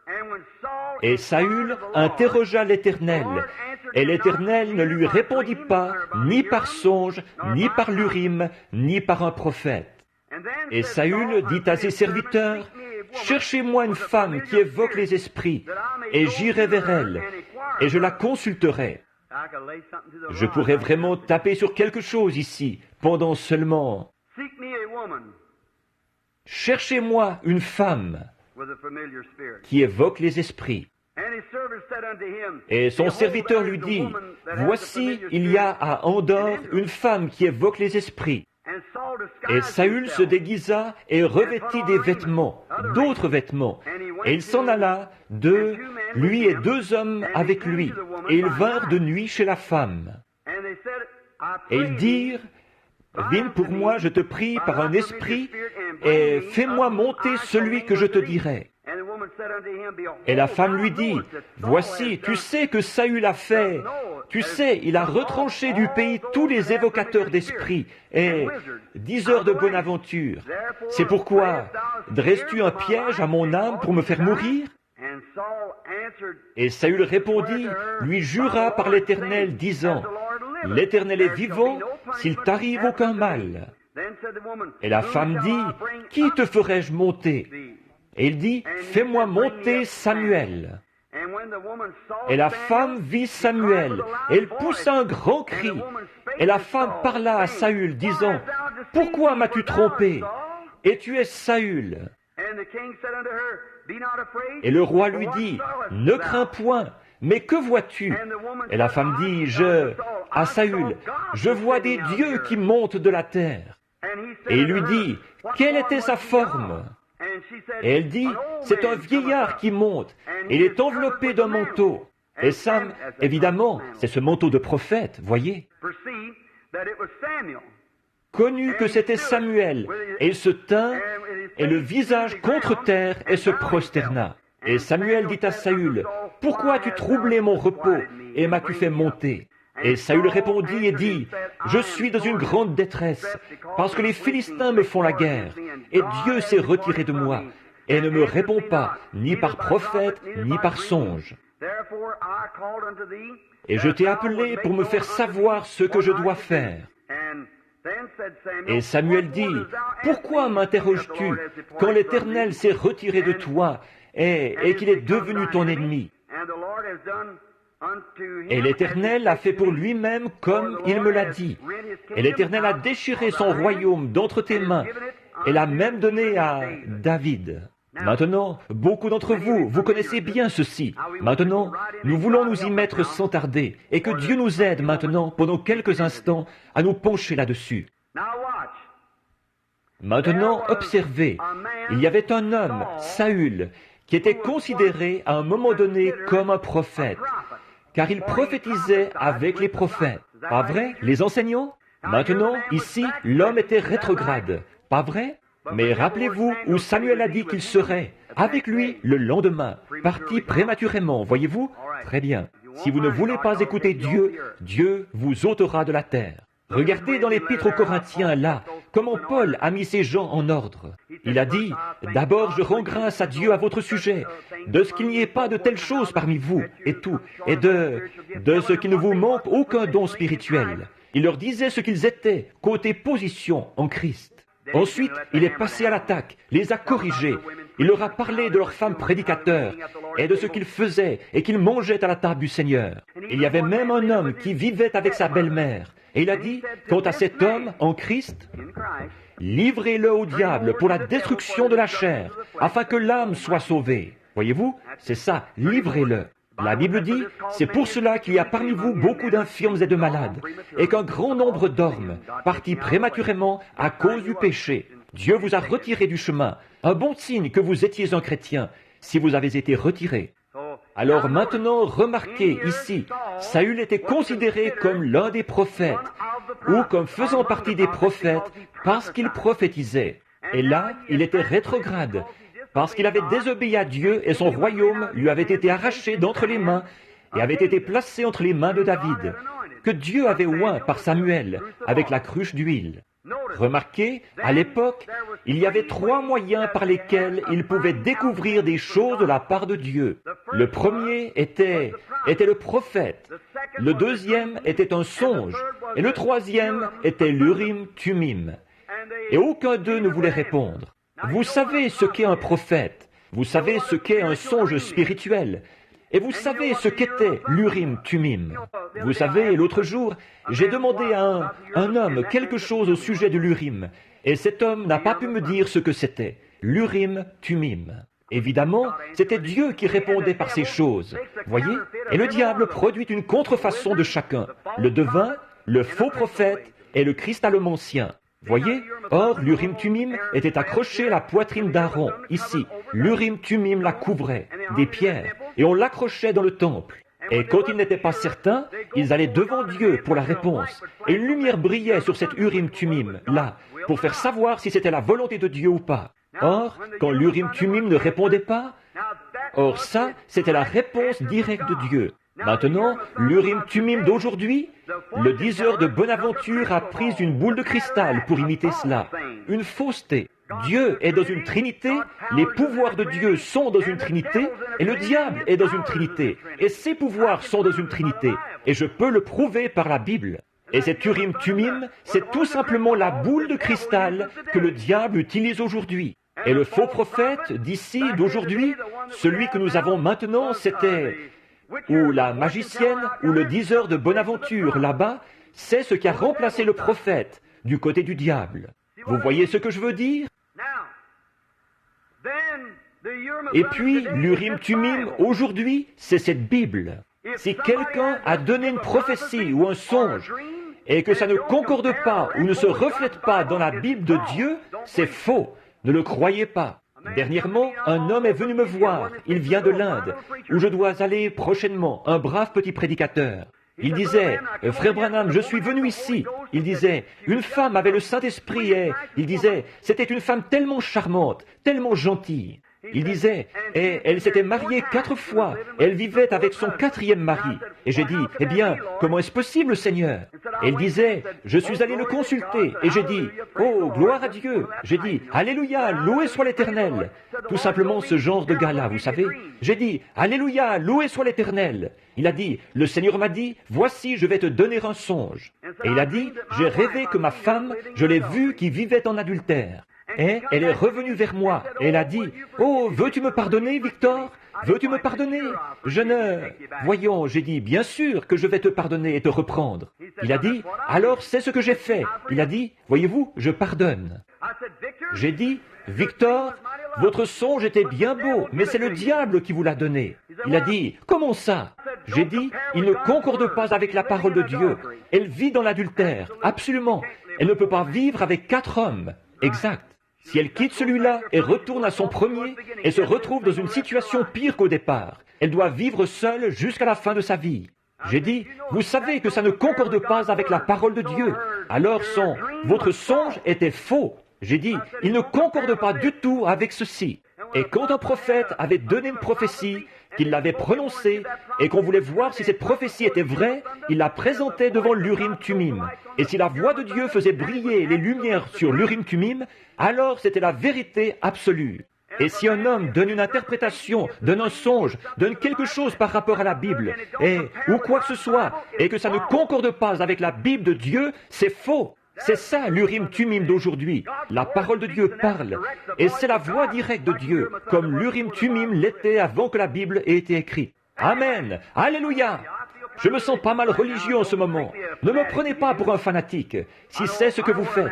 Je sais où j'en suis. Je ne suis pas agité. C'est exact. Voici la vérité, la parole de Dieu. Peu m'importe le genre de songe que vous avez eu, ou le genre de prophétie que vous avez donné. Si ce n'est pas la parole de Dieu, c'est faux. Si ça ne concorde pas avec cette parole. C'est ça le problème aujourd'hui. L'un a un songe, l'autre a une vision, l'autre a une langue, l'autre a une révélation. C'est pour ça que c'est tout mélangé, et tout. Si bien qu'on se retrouve avec des dénominations et de la division partout. Vous devriez ramener cela à un fondement final. Et c'est la parole de Dieu. C'est vrai. Les églises se fondent sur l'un qui dit « Oh, Jésus revient sur un cheval blanc, je le sais, je l'ai vu en vision. » Ils font une église de ce genre-là.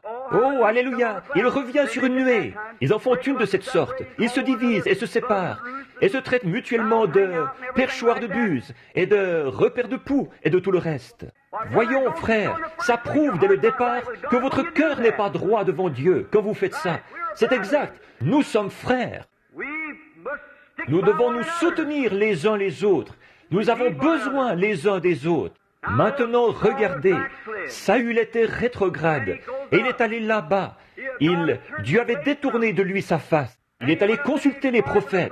Les prophètes sont allés. Ils ont essayé de prophétiser, et Dieu a coupé. Il a refusé de donner une vision. Le prophète est ressorti. Il a dit, « Je n'y peux rien. Non, il ne m'a absolument rien dit à ton sujet. » Eh bien, alors, il a dit, « Seigneur, donne-moi un songe. » Nuit après nuit, aucun songe n'est venu. Ensuite, il est allé devant l'Urim-Tumim et il a dit, « Oh Dieu, j'ai essayé par les prophètes, j'ai essayé par les songes. Maintenant, aide-moi, veux-tu » Il a coupé, aucune lumière du tout n'a brillé. Ensuite, il a eu recours à une magicienne, vile, dégradée.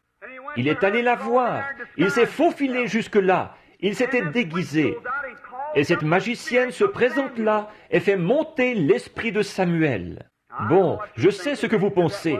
Beaucoup ont dit, ce n'était pas Samuel. Mais la Bible dit que c'était Samuel. Et c'était Samuel. C'est bizarre comment on peut capter ça, n'est-ce pas? Mais c'était bien Samuel. La Bible le dit. Et cette magicienne pouvait le faire monter. Elle a fait monter Samuel. Et Samuel était quelque part ailleurs, mais il était conscient de ce qui se passait. Et il avait encore son manteau de prophète sur lui. Alors, frère, quand vous mourrez, vous n'êtes pas mort. Vous vivez quelque part ailleurs. Laissez-moi m'arrêter un petit instant pour bien faire ressortir ce qu'il en est de la démonologie. Elle était un démon, mais elle était en contact étroit avec le monde des esprits.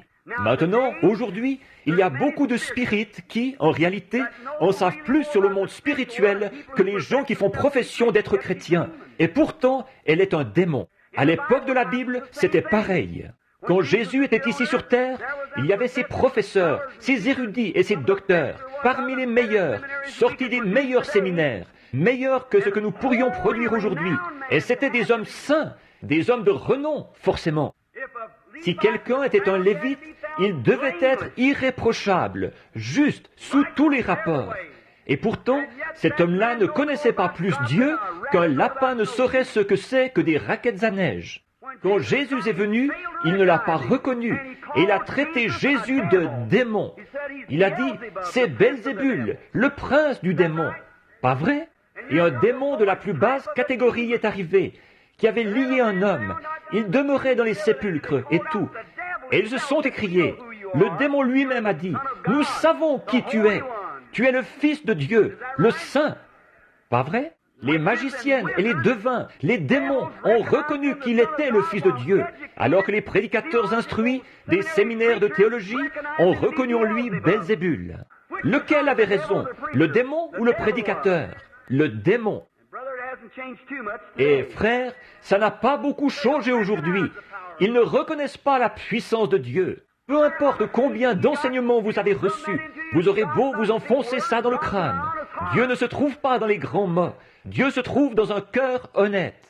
Vous aurez beau vous tenir ici, prononcer des grands mots comme je ne sais pas quoi. Ce n'est pas ça qui vous rapproche de Dieu. Vous aurez beau vous tenir là, vous exercer à réciter votre sermon et à dire ces choses. Ce n'est pas ça qui vous rapproche de Dieu. Vous aurez beau étudier les dictionnaires, au point d'en avoir un avec vous pour dormir. Et encore là, ce n'est pas ça qui vous rapprochera de Dieu. Un cœur humble, soumis dans la simplicité, voilà ce qui vous amène à Dieu. Et c'est vrai. Amen. Un cœur humble, voilà ce que Dieu aime. Or, peu importe que vous ne sachiez pas votre alphabet, ça n'y change rien, ça. Seulement un cœur humble. Dieu habite dans un cœur humble, pas dans l'instruction, pas dans les écoles, pas dans la théologie, les séminaires, pas dans tous ces autres lieux, pas dans les grands mots, ni dans ces lieux de la haute société. Dieu habite dans le cœur humain. Et plus vous pourrez vous abaisser, devenir simple, plus grand vous deviendrez aux yeux de Dieu. Je vais vous apporter quelque chose. Je vois que vos champs sont pleins de blé ici. Un épi de blé bien rempli se courbe toujours. Un petit brin se dresse. Il s'agite dans tous les sens comme s'il savait tout. Il n'a rien dans la tête. C'est pareil pour beaucoup de ces gars qui pensent qu'ils en ont beaucoup dans la tête, alors qu'ils n'ont rien dans le cœur. Ou une tête sainte va se courber devant la puissance, reconnaître que Jésus-Christ est le Fils de Dieu et croire à ses œuvres. Et il est le même hier. Oh, ils le reconnaissent, bien sûr, du point de vue historique. Mais il ne s'agit pas de quelque chose d'historique. Les gens se lèvent et disent « Oh, je crois à la Pentecôte », quand ils ont eu cette grande effusion et ces choses-là. Et ils vous peignent un feu. Un homme gelé ne peut pas se réchauffer à un feu peint. Un feu peint ne réchauffe pas. Ça, c'est ce qu'ils ont été. Qu'en est-il aujourd'hui? S'il est le même hier, aujourd'hui, éternellement. Ça, c'est un feu peint. Un homme qui meurt de froid et qui dit « Regardez ce grand feu qu'ils ont eu. » Voyons, ça ne va pas vous réchauffer, ça. Ce qu'ils ont fait à la Pentecôte, ce qu'ils avaient au début du Testament, nous l'avons aujourd'hui. Et dès que Dieu aura remis tout ça d'aplomb et que l'Église aura été rassemblée dans l'unité, l'enlèvement aura lieu. Mais nous n'arrivons même pas à avoir la foi pour la guérison divine, encore moins pour l'enlèvement, parce que nous sommes tous dans la confusion, un comme ceci, l'autre comme cela. Le docteur Untel a dit que c'était ceci. Eh bien, mon prédicateur a dit qu'il était ceci. Il y a quelque temps, une femme disait « Il n'est qu'un imposteur ». Elle disait « Mon prêtre me l'a dit ». J'aimerais bien que son prêtre se présente ici une fois. On verrait qui est l'imposteur. Oui, on verra qui est l'imposteur. Venez donc essayer. Il n'y a pas longtemps, ici, à Arlington, au Texas, nous faisions une réunion là-bas. Ils avaient placé des grandes affiches un peu partout sur les voitures ce soir-là. Quand je suis arrivé là, ils disaient que le FBI était là pour me dénoncer, montrer que j'étais un imposteur. Alors, une jeune fille avait été guérie quelque part au Texas, là-bas. Elle, c'était complètement au nord, et je pense, environ 1000 milles, complètement au nord, près de Panhandle. Et ici, on était complètement au sud, à Arlington, à la frontière. Frère Baxter est venu me dire, « Frère Branham, il a dit, vous n'avez jamais vu un micmac pareil là-bas. Il y a environ 4 ou 5 000 personnes. » Et il a dit, et puis, tout autour, il y a le FBI qui a l'intention de vous prendre en défaut sur l'estrade ce soir et de vous dénoncer. J'ai dit, eh bien, je suis vraiment content de ça. Il a dit, vous vous souvenez de la jeune fille qui a été guérie l'autre soir? Je retournais à ma chambre. J'ai entendu quelqu'un qui pleurait et je regardais autour de moi. J'ai pensé que c'était peut-être quelqu'un qui avait été attaqué. C'était une jeune fille. J'ai regardé derrière moi, j'ai dit, je suis revenu sur mes pas, j'ai dit, qu'est-ce qu'il y a, madame? Et c'était 2 jeunes filles qui avaient toutes les deux environ 17, 18 ans. Elles étaient là, dans les bras l'une de l'autre, elles pleuraient. Elle a dit, frère Branham, c'est là que j'ai vu qu'elle me connaissait. Elle a dit, je lui ai fait faire tout le voyage jusqu'ici. Elle a dit, elle doit aller à l'hôpital psychiatrique. La jeune fille avait été à ma réunion là-bas, à Lubbock, au Texas. Et elle a dit, je savais que si j'arrivais à l'emmener jusqu'ici et que vous priez pour elle, je crois que Dieu la guérirait. Eh bien, j'ai pensé, quelle foi! Et j'ai dit, bon, eh bien, sœur, est-ce que vous pouvez... Et au même moment, j'ai dit, vous êtes venue jusqu'ici dans un roadster jaune, n'est-ce pas? Elle a dit, oui. Et j'ai dit, votre mère est invalide. Elle a dit, c'est exact. J'ai dit, vous êtes membre de l'église méthodiste. Elle a dit, c'est exactement la vérité. Et j'ai dit, quand vous étiez en route pour venir, votre voiture a presque capoté. Vous et cette jeune fille, vous riez au moment où vous êtes passé quelque part où c'était moitié en béton et moitié en asphalte. Et vous preniez un virage. Elle a dit, frère Branham, c'est la vérité. J'ai dit, et ainsi dit le Seigneur, la jeune fille est guérie. Le lendemain, elle était en feu. Elle le disait à tout le monde en ville. Elle en parlait partout. Évidemment, là-bas, ils ne la connaissaient pas. Ils ne savaient pas si elle avait déjà été dans cet état-là ou pas. Et alors, ce jour-là, frère Baxter m'a dit, frère Branham, il a dit, ces jeunes filles sont là-bas, en train de faire leur bagage. Et il y a une chose qu'ils ne savaient pas, que moi je savais. Notre situation financière était au plus bas. Je ne permettais jamais qu'il en parle. Mais une de ces jeunes filles avait mis $900 dans l'offrande le soir d'avant, ce qui avait rétabli notre situation financière. Or, il ne le savait pas. Jusqu'à aujourd'hui, il ne le sait pas. Mais moi, je le savais. Vous voyez, Dieu m'avait dit que tout irait bien. Et frère Baxter disait, frère Branham, il disait, vous devriez me laisser faire un peu de sollicitation. Il disait, ils ont eu de ces guérisseurs divins ici, qui ont vraiment sollicité ces gens. J'ai dit, rien à faire. Non, monsieur, vous ne ferez pas ça. Frère Baxter, le jour où vous solliciterez les gens pour obtenir de l'argent comme ça, ce sera le moment où vous et moi, nous nous serrerons la main comme frères, je ferai cavalier seul. Voyez? J'ai dit, vous ne ferez pas ça. J'ai dit, Dieu possède le bétail de 1000 collines, et tout lui appartient. Je lui appartiens. Il va prendre soin de moi. Il a dit, très bien. Et le même soir, il a dit, Frère Branham, regardez ici. Quelqu'un, regardez ici. Il y a une enveloppe ici. Il n'y a pas de nom dessus. Elle contient 9 billets de $100. Exactement le montant qu'il nous faut pour nous remettre à flot. J'ai dit, Frère Baxter? Il a dit, pardonnez-moi. Et donc, moi, je savais que c'était cette jeune fille. Et donc, le lendemain, Frère Baxter a dit, Frère Branham, elles sont là-bas en train de faire leur bagage. Elles pleurent. J'ai dit, qu'est-ce qu'il y a? J'ai dit, vous feriez mieux d'aller les voir. Je me suis rendu jusqu'à la chambre où elles étaient. J'ai dit, elles sont dans quelle chambre? J'y suis allé, j'ai frappé à la porte. Je les entendais qui pleuraient. J'ai frappé à la porte et la jeune fille est venue à la porte. Elle a dit, oh, Frère Branham, je suis vraiment désolée. Elle a dit, c'est à cause de moi que vous avez tous ces ennuis. J'ai dit, ennuis? Qu'est-ce qu'il y a, sœur? Elle a dit, oh, c'est à cause de moi que le FBI est à vos trousses. Et j'ai dit, oh, vraiment? Elle a dit, oui. Elle a dit, j'ai dû témoigner trop fort en ville aujourd'hui et tout. J'ai dit, non. Elle a dit, Frère Branham, le FBI est là-bas, il est là. Ils ont l'intention de vous dénoncer ce soir. J'ai dit, eh bien, si je fais quelque chose de mal, il faut qu'on me dénonce. Voyez? J'ai dit, bien sûr, s'il faut dénoncer la prédication de l'Évangile, eh bien, faisons-le. Voyez? J'ai dit, je vis selon cette Bible, et ce que cette Bible ne dit pas, voici ma protection, juste ici, voyez? Et j'ai dit, elle a dit, eh bien, elle a dit, je suis vraiment désolé d'avoir fait ce que j'ai fait. J'ai dit, vous n'avez rien fait, sœur. Elle a dit, eh bien, vous n'avez pas peur d'aller là-bas? Et j'ai dit, non. Elle a dit, eh bien, le FBI est là. J'ai dit, eh bien, ils sont déjà venus à ma réunion auparavant, et ils ont été sauvés. J'ai dit, Monsieur Al Ferrar, le capitaine Al Ferrar, beaucoup d'entre vous sont au courant de sa conversion, là-bas à Tacoma, dans le Washington. Il était sauvé en plein stand de tir. Il est venu à la réunion, il a dit, j'ai suivi cet homme pendant 2 ans. J'avais entendu parler des finances et j'y ai regardé de près. J'ai tout examiné, partout. Et il a dit, c'est la vérité. Vous n'écoutez pas un fanatique ce soir, vous écoutez la vérité. Il a dit, un des hommes de la police, j'ai fait examiner son enfant par un médecin et je l'ai fait passer dans la ligne de prière. Et il a dit, il a été dit à l'enfant exactement ce qui n'allait pas chez lui et ce qui lui était arrivé. Il a dit, dans 8 jours, il retournera à l'école, un cas de polio. Et il a dit, le 8e jour, le petit est retourné à l'école. Il a dit, je l'ai suivi pendant 2 ans, devant 10 000 personnes. C'est là, tout. Il y a une photo de ça, la réunion de Seattle, dans le livre que vous avez. Il a dit, je veux que vous sachiez tous que vous n'écoutez pas un charlatan religieux, vous écoutez la vérité. Le capitaine Al Ferrar.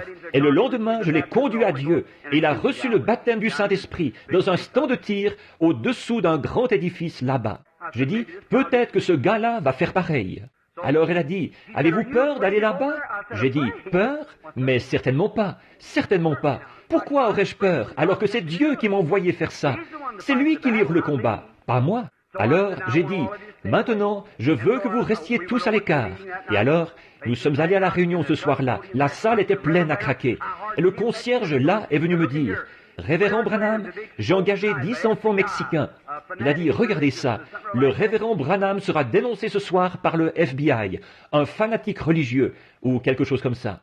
Et il a dit, c'est affiché sur toutes ces voitures, arraché. Il a dit, j'ai engagé 10 petits-enfants mexicains, ils vont tout arracher ça et mettre ça ici. Il a dit, oh, j'ai envie de lui mettre la main au collet à ce gars-là. J'ai dit, ne vous en faites pas, monsieur. Dieu lui mettra la main au collet, voyez-vous. J'ai dit, laissez-le simplement faire. Donc, il est venu me voir. Et ce soir-là, quand nous sommes arrivés, je ne l'oublierai jamais. Je suis entré dans la salle. Frère Baxter a chanté « Crois seulement ».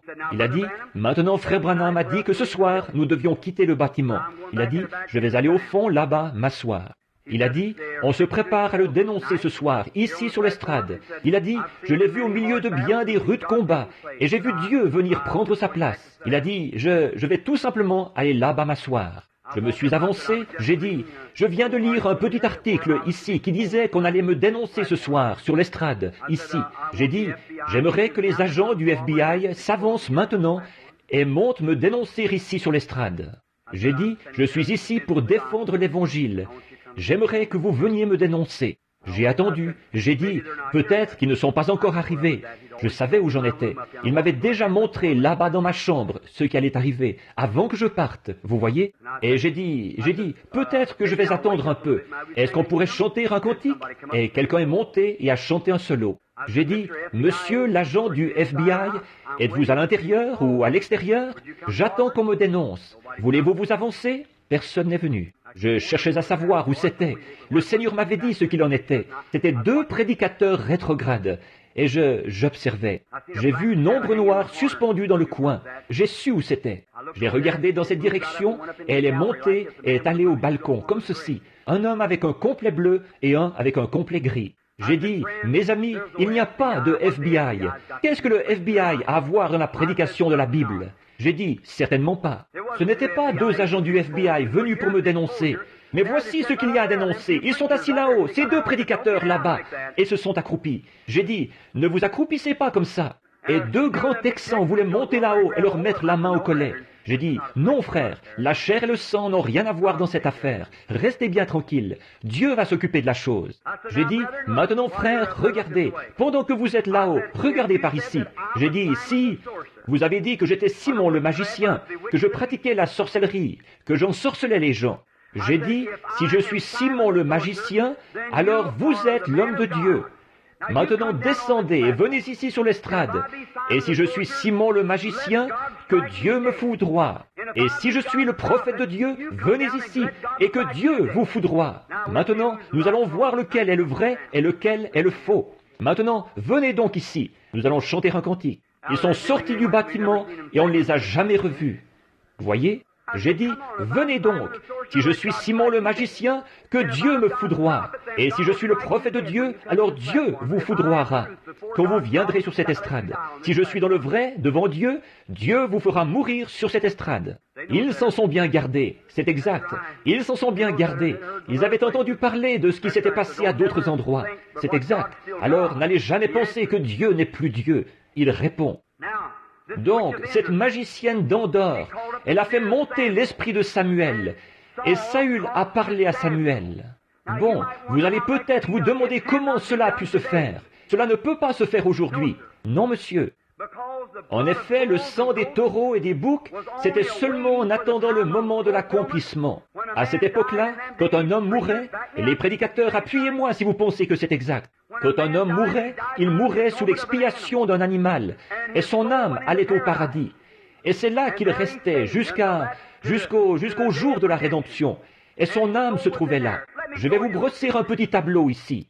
Combien ont lu mon article, ou l'article qu'ils ont écrit à mon sujet dans le Reader's Digest, là, peut-être le numéro d'octobre ou de novembre. Très bien. Avez-vous remarqué comment ça s'est passé? Avez-vous remarqué, environ 2 ou 3 semaines avant, il y a eu ce grand médium réputé, celle qu'on met à l'épreuve depuis très très longtemps, Madame Pepper. Est-ce que quelqu'un a lu ça? L'article sur Madame Pepper dans le Reader's Digest? C'est bizarre, n'est-ce pas? Comme ces 2 esprits. Il me reste combien de temps? Rien qu'un peu. Il est 20. Il va vraiment falloir que je me dépêche. Je sais que vous avez... Regardez, excusez-moi une minute. Vous savez, il y a le faux. Il y a un vrai et un faux dans tout. Si je vous donne $1 et que je dis, est-ce que ce dollar est bon? Vous le regarderiez. Il faudrait qu'il ressemble pas mal à un vrai dollar. Sinon, vous ne le croiriez pas, pas vrai? Alors il faudra vraiment que ce soit une bonne imitation. Et si Jésus a dit que les 2 esprits dans les derniers jours seraient tellement proches que cela séduirait même les élus si c'était possible, les gens religieux. Maintenant, souvenez-vous, or, il n'y a rien là-bas, dans ces vieilles églises froides, formalistes. Au dehors, tout ce qu'ils ont, c'est l'apparence de la piété. Vous voyez? Mais ces 2 esprits, les vrais esprits, allaient être tellement proches que cela séduirait même les élus, comme ils œuvreraient côte à côte dans les derniers jours. Est-ce que Jésus l'a dit? Il l'a dit. Maintenant, regardez bien, mes amis. Je vais vous brosser un petit tableau. Je voudrais que vous regardiez ici un petit instant. Et accordez-moi toute votre attention, parce que je vais vous apporter une parabole. Et à ce moment-là, vous verrez ce qu'il en est. Maintenant, dans le Reader's Digest, il était écrit là. J'étais là-bas, avec 2700 personnes qui attendaient qu'on prie pour elles. Là-bas. Lisez l'article. Et un homme est venu du Canada. Il avait un petit garçon qui était allé chez les Mayo et chez John Hopkins, à cause d'une maladie cérébrale grave. Ses petites mains étaient recroquevillées comme ceci, et ses jambes recroquevillées sous lui. Et ils avaient dit, il n'y a même pas d'opération, ni rien qu'on puisse faire. Alors, il l'a ramené au Canada. Il a dit, je ne m'avoue pas encore vaincu. Procurez-vous le numéro de novembre du Reader's Digest, et ça s'appelle le miracle de Donnie Morton. Et alors, il était dit que dans cet article, que cet homme a dit, je ne m'avoue pas encore vaincu, parce que je connais quelqu'un qui guérit par la foi du nom de William Branham, grâce à qui 2 de mes amis qui étaient sourds et muets parlent et entendent. Ils ont téléphoné pour essayer de voir où j'étais, si j'étais encore quelque part en Amérique. Et j'étais à Costa Mesa, en Californie. Et cet article-là, quand vous le lirez, préparez-vous à pleurer. Ça va vraiment vous briser le cœur. Comment il a traversé des rafales de neige et tout le reste avec ce petit. Il disait, attention Denis, il disait, allons, nous ne sommes pas vaincus. Et le petit garçon, c'était tout juste s'il arrivait à sourire, tellement il était affligé. Il disait, nous ne sommes pas vaincus, nous allons demander à Dieu. Nous allons nous adresser au prophète de Dieu et lui demander. Et donc, ils ont affronté la neige. Et ils sont finalement arrivés là-bas. Et la mère devait venir avec eux. Mais comme ils n'avaient pas assez d'argent pour se rendre en avion, ils ont renvoyé la mère. Et le garçon et son papa ont été obligés de venir en autocar. Et là, ils ont fait tout le trajet de Winnipeg, au Canada, jusqu'à Costa Mesa, en Californie. Et ils sont arrivés là-bas, fauchés, et le père raconte comment il devait changer les couches du petit, un petit garçon d'environ 7 ou 8 ans, complètement impotent. Et comment il n'arrivait pas à manger, ni rien. Et il disait que son petit garçon pouvait seulement l'entendre parler. Et il pouvait voir par son regard qu'il essayait de sourire, vous savez. Et il savait qu'il lui décrivait différentes choses qu'il voyait en Amérique. Et quand ils sont arrivés là-bas, en Californie, ils ont raconté au service d'aide aux voyageurs ce qu'il était venu voir. Il a dit, venu voir un divin quoi? Avec un gros point d'interrogation. Évidemment, vous vous imaginez un peu ce que l'Amérique en a dit, vous voyez? Voyez-vous? Ça, c'est nous, voyez-vous? Nous, on est tellement intelligents. On sait tout, vous savez. Et on n'a pas besoin de nous dire quoi que ce soit. Pour nous, c'est déjà tout classé, voyez?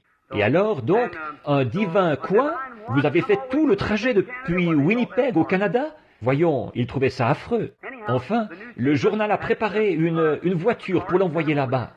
Et il a dit que quand ils sont arrivés à l'endroit où se formait la ligne, il a dit que 2700 personnes attendaient qu'on prie pour elle. Mais il a dit, quand ils ont vu ce garçon tout petit, difforme, et ce pauvre père avec son bonnet sur la tête, son manteau en lambeaux, il a dit, tout le monde s'est écarté et lui a cédé sa place. Quand il est arrivé sur l'estrade, c'est contraire au règlement de faire un transfert de carte de prière. La personne doit venir à la réunion et se procurer sa propre carte. Si jamais on découvre que vous êtes dans la ligne et qu'il y a eu transfert de carte de prière avec quelqu'un d'autre, la carte de prière est annulée. Voyez? En effet, vous devez venir entendre les directives et savoir comment recevoir cela. C'est à vous d'y voir. Vous ne pouvez pas venir la chercher pour quelqu'un d'autre. Vous devez venir la chercher vous-même pour que vous entendiez. Quelques personnages importants qui diraient « Si, eh bien, je ne crois pas beaucoup à ça, mais peut-être que s'il me guérissait, je... » Vous voyez? Et alors, avec ça, on a des histoires sur l'estrade. Alors, ils éliminent tout simplement la chose avant d'en arriver là. Alors, quand le garçon s'est avancé, ou que le père s'est avancé pour venir sur l'estrade avant les autres, Billy lui a demandé sa carte de prière. Il n'en avait pas. Il a dit « Dans ce cas, je suis désolé, monsieur. » Il a dit « Vous devrez attendre. » Il a dit « Très bien. » Il a dit « J'attendrai. » Il a dit « Je vais simplement passer à mon tour comme les autres dans ce cas. » Il a dit « Je ne savais pas que je devais faire ceci. » Et alors, je parlais à quelqu'un et je me suis trouvé entendre.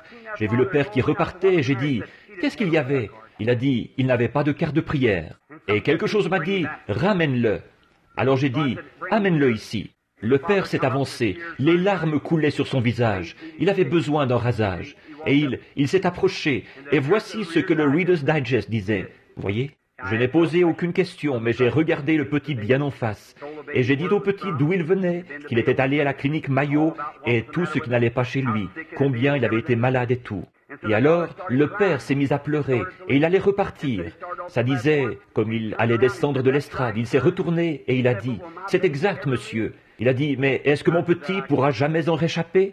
J'ai dit, « Ça, je ne sais pas. » J'ai dit, « Un petit instant. » Une vision est apparue devant mes yeux. J'ai dit, « Vous ne voudrez pas le croire, vu que tous les deux, Mayo et Hopkins, ils ont dit que cette opération ne pouvait pas être pratiquée au cerveau. Mais je vais vous dire quoi faire. Vous, demain, repartez tout simplement avec le petit. D'ici 3 jours, vous rencontrerez dans la rue une femme aux cheveux noirs. Et cette femme va vous demander ce qui ne va pas chez le petit. Ensuite, elle va vous parler d'un petit médecin de campagne, ici, qui peut pratiquer cette opération. Et vous ne voudrez pas le croire, vu que Mayo l'avait refusé et avait dit que ce n'était pas faisable. Mais c'est la seule possibilité qu'il y a pour votre petit, par la puissance de Dieu, la miséricorde de Dieu et cette opération. Maintenant, si vous croyez que je suis son prophète, allez, faites ce que je vous dis, comme d'appliquer les figues sur Ézéchias et ainsi de suite. Il s'est retourné et il a dit « Merci ». Il est descendu de l'estrade. 2 jours ou plus avaient passé. Un jour qu'il était dans la rue, une dame s'est approchée. Elle a dit « Qu'est-ce qui ne va pas chez votre petit ?» Il a dit « Il a une maladie cérébrale. » Et il parlait comme ça tout bonnement. Eh bien, il se disait que c'était très grave, vous savez. Alors il a dit qu'au bout de quelques minutes, il s'est passé quelque chose. Elle a dit « Monsieur, je connais quelqu'un qui peut faire cette opération. » Il a dit « Madame, écoutez, les frères Mayo ont abandonné son cas. Ils ont dit que ce n'était pas faisable. » Il a dit « Un homme ici a prié pour lui. Il s'appelle frère Branham. » Il a dit « Il a fait une prière pour le petit. » Il a dit « 1 minute. Elle a les cheveux noirs, elle porte un 2 pièces gris. » Il a dit « C'est elle. » Il a dit « Où est ce médecin ?» Et il lui a dit, il l'a emmené là-bas et le médecin a pratiqué l'opération, le petit s'est rétabli. Or, cela a été publié dans le Reader's Digest, vous voyez, et les frères Mayo m'ont fait venir pour un entretien à ce sujet. Ils ont dit, « Révérend Branham, qu'est-ce que vous avez fait à ce petit ?» J'ai dit, « Rien, je ne l'ai même pas touché. J'ai seulement dit ce que Dieu m'a dit de lui dire. L'homme a obéi. » Or, le plus drôle, c'est que 2 semaines plus tard, ou 2 semaines auparavant, ou 3, dans le Reader's Digest, peut-être 1 mois avant, l'article sur Madame Pepper a été publié. Or, elle, c'est une magicienne véritable, ou un médium. Or, il y en a une vraie, et il y a quelqu'un qui en fait une imitation. Cette femme, c'est depuis 1897 qu'elle est là. Elle a plus de 100 ans maintenant, à New York. Les deux, sourdes comme un porc. Le Reader's Digest, procurez-vous, je pense que celui-là a été publié environ 2 mois, ou 1 mois avant le mien. Vous pourrez le trouver, au début de l'automne. Monsieur Baxter l'avait ici l'autre jour. Si j'y avais pensé, je lui aurais demandé, ou si j'avais su que j'allais dire ceci, je l'aurais apporté aussi. Je peux vous le trouver. Et c'était un article d'environ 12 ou 14 pages. Elle n'était qu'une simple ménagère, et un jour, elle est entrée en transe pendant qu'elle était souffrante. Elle s'est mise à parler aux morts. Et cette femme, ils l'ont fait venir tout autour du monde, partout. Ils l'ont emmenée en Angleterre. Ils lui ont même fait changer de vêtements, et bien des fois, pour voir si quelque chose leur aurait échappé, ou quoi. Et ils sont allés là-bas, et ils ont déguisé quelqu'un en lui mettant un masque sur le visage, un grec. Et il faisait semblant d'être anglais. Et elle lui a dit tout ce qu'il en était. Et il voulait faire revenir un de ses compagnons qui était mort. Maintenant, la seule chose tout autour du monde, et c'est ici dans le Reader's Digest, il est dit là qu'il y a quelques soirs ou quelques mois, une chose de ce genre a été dévoilée. Un homme dont on prétendait qu'il avait baisé la main spectrale de sa mère. Et le lendemain, il était prouvé au tribunal de police que tout ce qu'il avait baisé, c'était un morceau de mousseline à fromage. Beaucoup de gens qui se font passer pour médiums. C'est tout simplement ces genres de petits liseurs qui s'installent au bord de la rue. Eux, en fait, ce ne sont pas des médiums du tout. Ce n'est rien d'autre que des faux, des imitateurs. Mais il existe un vrai médium. Parmi nous aussi, les gens religieux, il y a beaucoup d'imitateurs. C'est des 2 côtés. Maintenant, restez bien tranquille pendant quelques instants. Maintenant, remarquez, cette Madame Pepper, c'est un vrai médium. Et le magazine disait, voici une chose qu'on peut affirmer avec certitude. C'est que lorsqu'un homme meurt, il n'est pas mort. Il est vivant quelque part, puisque cette femme fait revenir son esprit et elle parle à ces gens. Alors, qu'est-ce qu'elle fait, frère Branham? Y croyez-vous? Oui, monsieur. La Bible dit, c'est pour cette raison que j'y crois. Et elle est du diable. Le spiritisme, c'est une ruse du diable. Maintenant, remarquez, maintenant, observez-les, tous les deux. Après ça, vous auriez dû voir le tas de lettres qui me sont arrivées de partout, quand mon article a suivi le sien. C'est bizarre, n'est-ce pas, que juste avant la fin du temps, Dieu ait parlé de ces choses. Et le Reader's Digest est publié dans toutes les langues sous le ciel. Voyez? Remarquez, c'est bizarre, n'est-ce pas, qu'ils aient paru l'un après l'autre. Alors les lettres sont arrivées, ça disait, « Frère Branham, c'est la preuve que vous n'êtes qu'un médium. » Il disait, « C'est la preuve. Regardez, vous avez dit à cette femme où elle allait retrouver. Regardez celle-ci, cette femme. » J'ai dit, « Attendez un instant. » J'ai rédigé une lettre officielle, excusez-moi, que j'ai envoyée aux gens. J'ai dit, « Comme vous en connaissez peu, vous les prédicateurs. » J'ai dit, au lieu de baptiser votre corps, c'est votre cerveau qui aurait besoin d'être baptisé. C'est exact. Vous ne vous arrêtez pas pour réfléchir aux choses. Vous n'essayez pas d'y regarder de près. C'est comme ça qu'ils ont fait aux autres époques. Ils voyaient Jésus, ils savaient qu'il pouvait, qu'ils connaissaient les secrets de leur cœur. Ils savaient ce qu'il faisait comme ça. Et ils ont dit, c'est le prince des démons, c'est Belzébul, le meilleur diseur de bonne aventure du monde. Ils ne se sont pas arrêtés pour essayer de comprendre, pour voir qu'il s'agissait là du Fils de Dieu. Ils n'étaient pas assez spirituels pour le savoir. C'est ça, ils passent par-dessus la chose quand ils lisent. Certainement, Jésus devait entrer dans Jérusalem, monter sur un mulet et tout. Mais eux, ils regardaient la seconde venue. Et c'est la même chose aujourd'hui. Ils passent par-dessus la vraie chose. Alléluia! C'est exact. Je sais que Dieu est ici cet après-midi. Et je sais que je prends beaucoup de votre temps. Mais vous devez voir ceci, mon ami.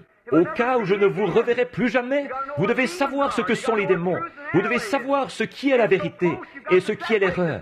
Et c'est tellement proche, vous devez faire la distinction. Maintenant, souvenez-vous, ce ne sera pas là-bas, quelque chose de très loin, de ce côté-ci, comme les pharisiens ou quelque chose de très loin, de ce côté-là. C'est ici tout près, à la porte, c'en est très proche. Observez bien. Or, si je prenons ces deux cas.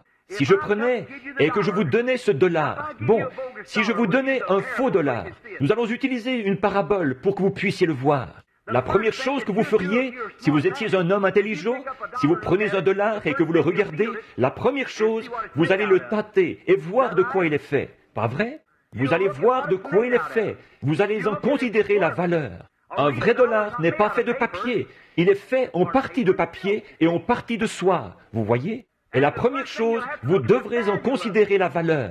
Ça, c'est le premier indice. Et maintenant, considérons-la, elle, de ce côté-ci, et considérons le Seigneur de ce côté-ci, qui a à voir avec nous. Maintenant, regardez, la première chose que vous devez remarquer, regardez bien votre article. De ces 50 et quelques années de pratique, à dire la bonne aventure et à faire monter les esprits des morts, pas une seule fois, elle n'a mentionné Dieu, Christ, la guérison divine, la délivrance, le jugement, ni rien. Tout ce qu'il y a là, c'est de la rigolade et de la folie. Mais de ce côté-ci, c'est constamment Dieu, le jugement, la venue de Jésus, la guérison divine, la puissance de Dieu, la délivrance. Considérez-en la valeur. Vous ne voyez pas les diseurs de bonne aventure et les magiciennes là-bas, en train de prêcher l'évangile. Qu'est-ce qui se passe avec les gens? Oh! Remarquez, et la vraie chose à faire, si vous voulez voir si c'est un vrai dollar ou pas, s'il est à ce point ressemblant, relevez-en les numéros et envoyez-les à la monnaie. Et si là-bas, il y a des numéros qui correspondent à ça, il y a une pièce d'argent d'$1 qui l'attend. Pas vrai? Eh bien, alors, frères, considérez ce qu'elle a fait et examinez-le par rapport à la Bible. Vous verrez que c'est la magicienne d'Andorre. Et si vous considérez ce qu'il y a ici, que vous allez voir ce qu'il en est, ça se trouve dans le livre ici, à la monnaie. Jésus-Christ, le même hier, aujourd'hui et éternellement. Certainement la même œuvre qu'il avait faite. Il n'est pas allé s'occuper de sottises et d'absurdités avec les gens. C'était pour faire du bien, pour aider quelqu'un, pour les conduire à Dieu. Amen.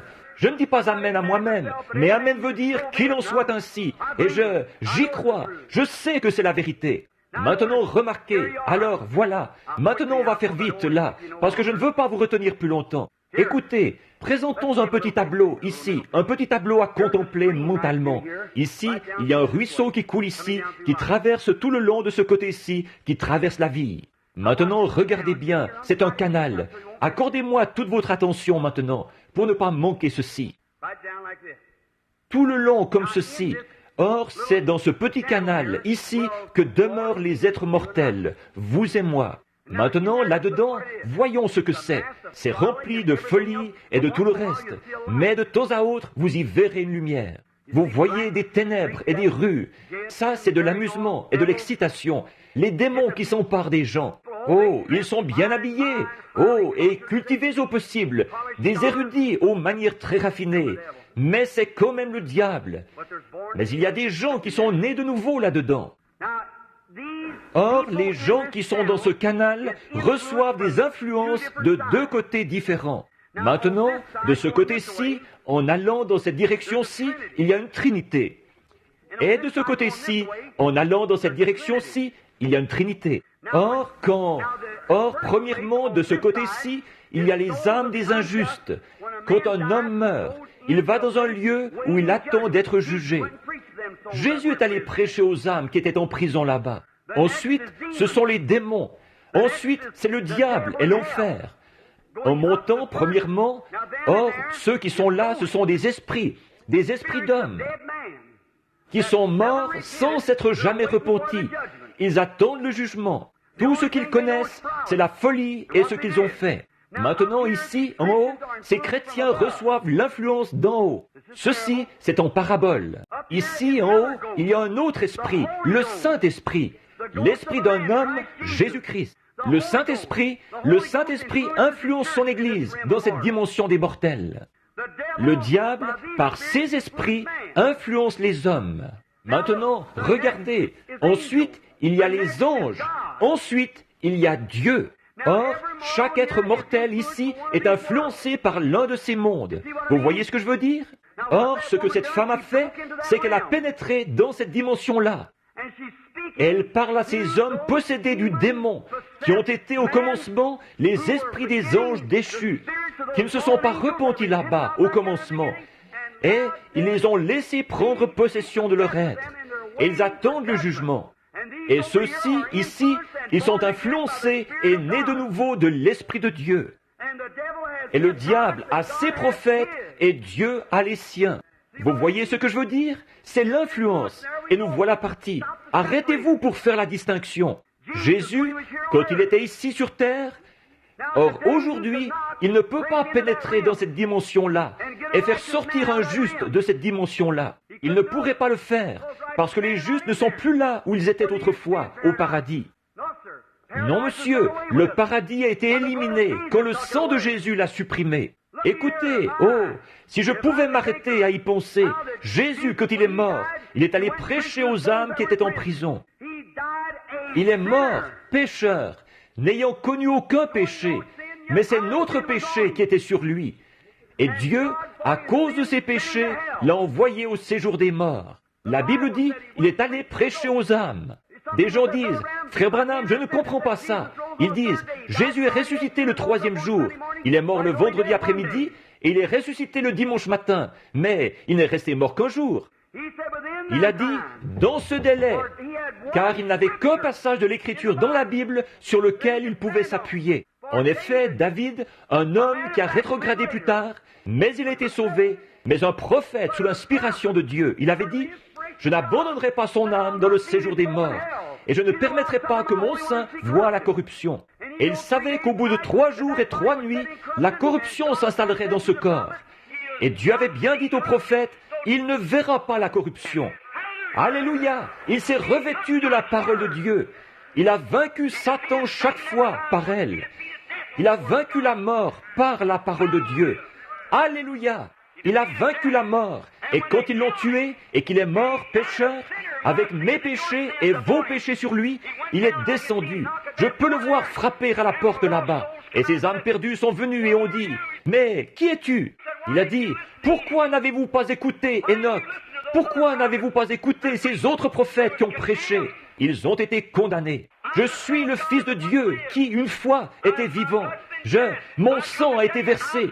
Je viens vous dire que j'ai accompli ce que les prophètes avaient annoncé à mon sujet. Il a fait sa descente plus loin que les démons, directement au séjour des morts.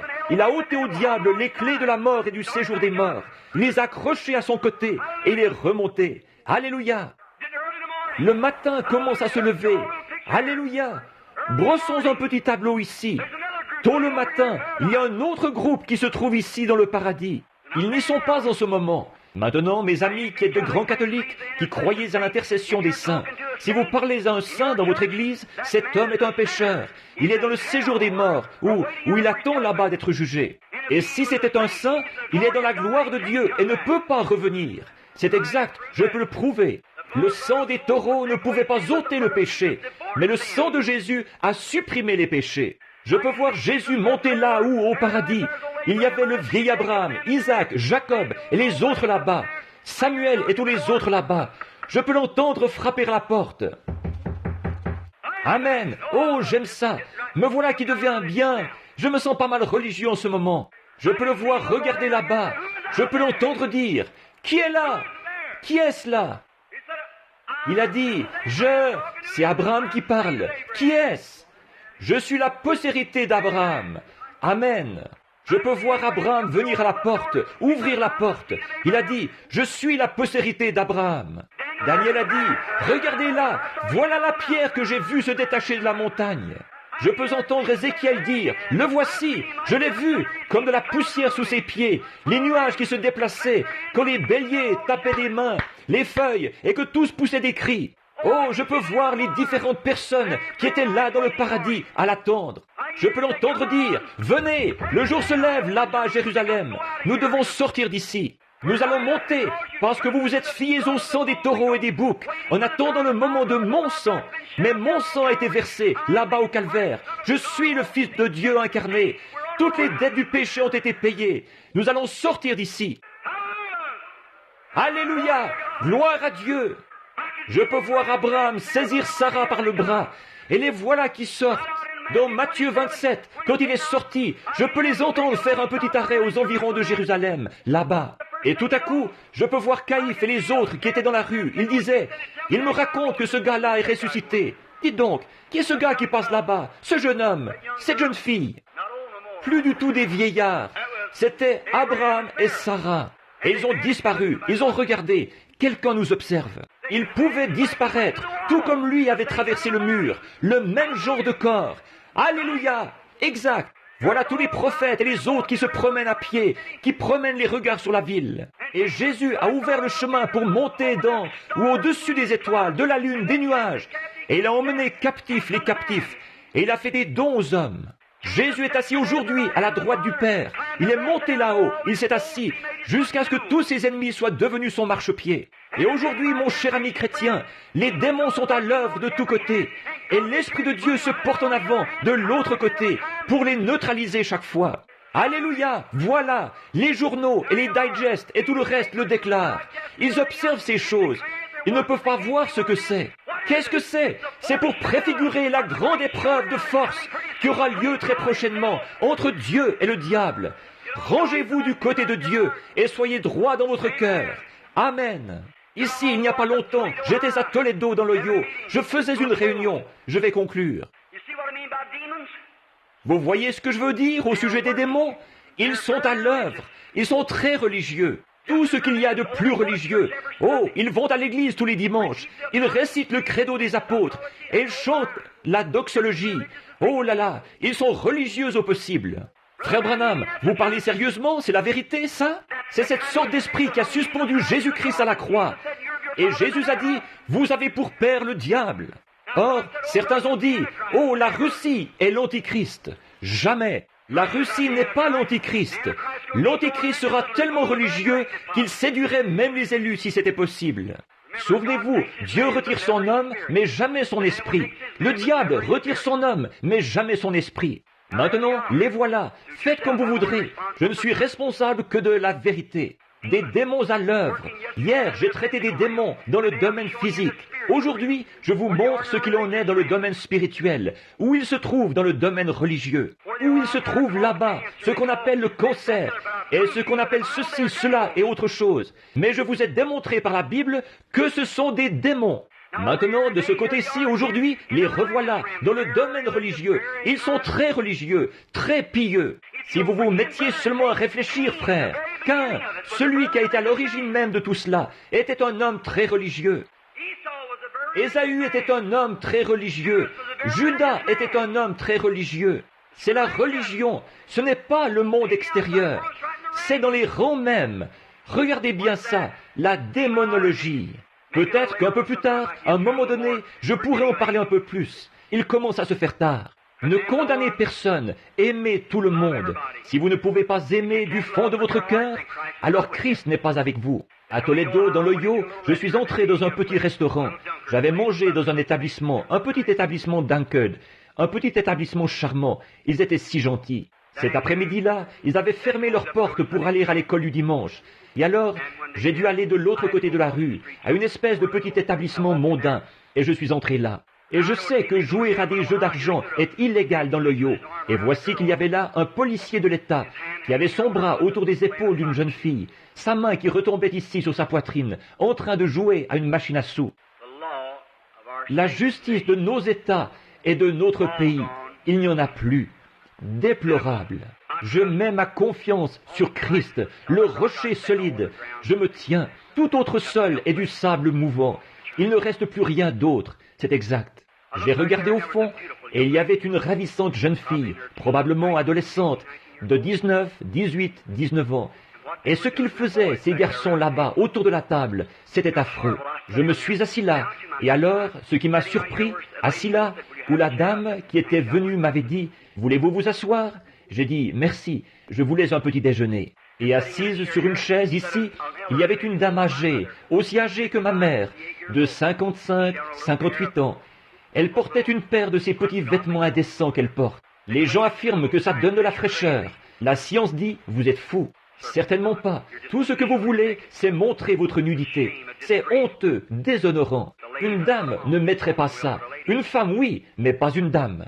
Et alors, là, elle était assise là. Sa pauvre chair était flasque. Elle portait cette espèce de manucure orchidée, ou le nom que vous donnez à ça, sur les lèvres. Et les cheveux coupés très courts comme un homme, et tout frisoté, dont la Bible a dit que c'était honteux. Et une femme qu'un homme, la Bible affirme que si une femme se coupe les cheveux, l'homme a le droit de la répudier, de divorcer d'avec elle, parce qu'elle n'est pas loyale envers lui. Nous devrons nous y mettre et prêcher la Bible ici un de ces jours. Il est dit, si elle se coupe les cheveux, elle déshonore son mari. Si elle est déshonorante, elle devrait être répudiée. Vous ne pouvez pas en épouser une autre, mais vous pouvez la répudier. Ah, celle-là ne passe pas facilement, je peux le sentir, mais c'est la vérité.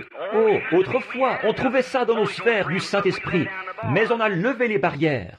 Un vieux frère disait autrefois, on a levé les barrières, on a fait des compromis avec le péché, on a levé les barrières, les brebis sont sorties, mais comment les boucs sont-ils entrés? Vous avez levé les barrières, c'est ça qu'il y a. Vous avez levé les barrières, le monde et l'Église se sont entremêlés. Tout comme les Moabites et Balaam, qui les a fait se marier entre eux, c'est exactement la même chose aujourd'hui. Et l'Église est toute polluée, et l'âge pentecôtiste, c'est l'âge de Laodicée, qui devient tiède et est vomi de la bouche de Dieu. Et Dieu appelle son reste à sortir de tout ce groupe-là. Il l'emporte à la maison. C'est tout à fait exact, tout à fait. L'a fait passer par la résurrection. Et elle était assise là, du manucure à lèvres partout sur le visage. Et elle en avait partout comme ça. Et elle avait du truc noir là sur les yeux. Elle était en sueur, ça coulait. Et la pauvre vieille avait peut-être des arrière-petits-enfants. Et elle était assise là, avec deux hommes âgés, et l'un d'eux avait une espèce de grande écharpe autour du cou. Et on était en juin, il était assis là. Il s'est levé, il prenait un petit verre, et elle aussi, elle prenait un verre. Et elle regardait autour d'elle. J'ai pensé, oh Dieu, pourquoi ne rayes-tu pas tout ça de la carte? Pourquoi ne le fais-tu pas? Est-ce que ma petite Sharon, mon petit bébé, ma petite Sarah et ma petite Rebecca devront être élevés dans cette génération pour en venir être confrontés à des choses pareilles? J'ai pensé, regarde, ici, dans les parcs et tout ce qui se passe. J'ai pensé, oh Dieu, oh je suis content que tu aies pris Sharon, si c'était ta volonté. Est-ce que ma petite Rebecca et ma petite Sarah devront être élevées sous l'influence de choses pareilles? Et ces gens, ils les appellent, ils font partie de la chorale et tout. Et j'ai pensé, c'est vraiment honteux, hein? J'ai pensé, oh Dieu, comment ta sainte justice peut-elle supporter ça? Il me semble que ton indignation de juste devrait s'élever là et faire sauter cet établissement. Et j'ai entendu l'ange du Seigneur, il a dit, viens par ici, à l'écart. J'y suis allé, et quand il en a eu fini avec moi, je me sentais comme une personne différente. Pourquoi est-ce que tu la condamnes? J'ai dit, regarde ça, comment elle est. Et voici j'ai eu une vision, j'ai vu un monde comme ceci, rond, un autre monde. Mais ce monde-ci, il y avait un arc-en-ciel autour, et c'était le sang de Christ qui protège de la colère de Dieu. Il ne pourrait pas regarder ça.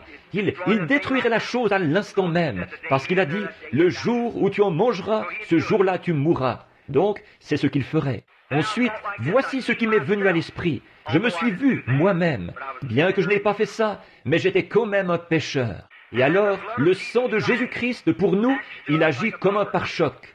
Voyez? Ainsi, quand je pêche, mes péchés le frappent, et il heurtait sa tête précieuse, et je pouvais voir les larmes et le sang qui coulait. Pardonne-lui, Père, il ne sait pas ce qu'il fait. Et je faisais autre chose, et ça frappait là-dessus. Pardonne-lui, Père. S'il ne s'était pas arrêté à lui, j'aurais été détruit. Et si je n'acceptais jamais sa grâce, le jour où mon âme voguera jusque de l'autre côté, je suis déjà jugé, j'ai rejeté, il ne reste plus que le jugement. Jugé, j'ai déjà été jugé.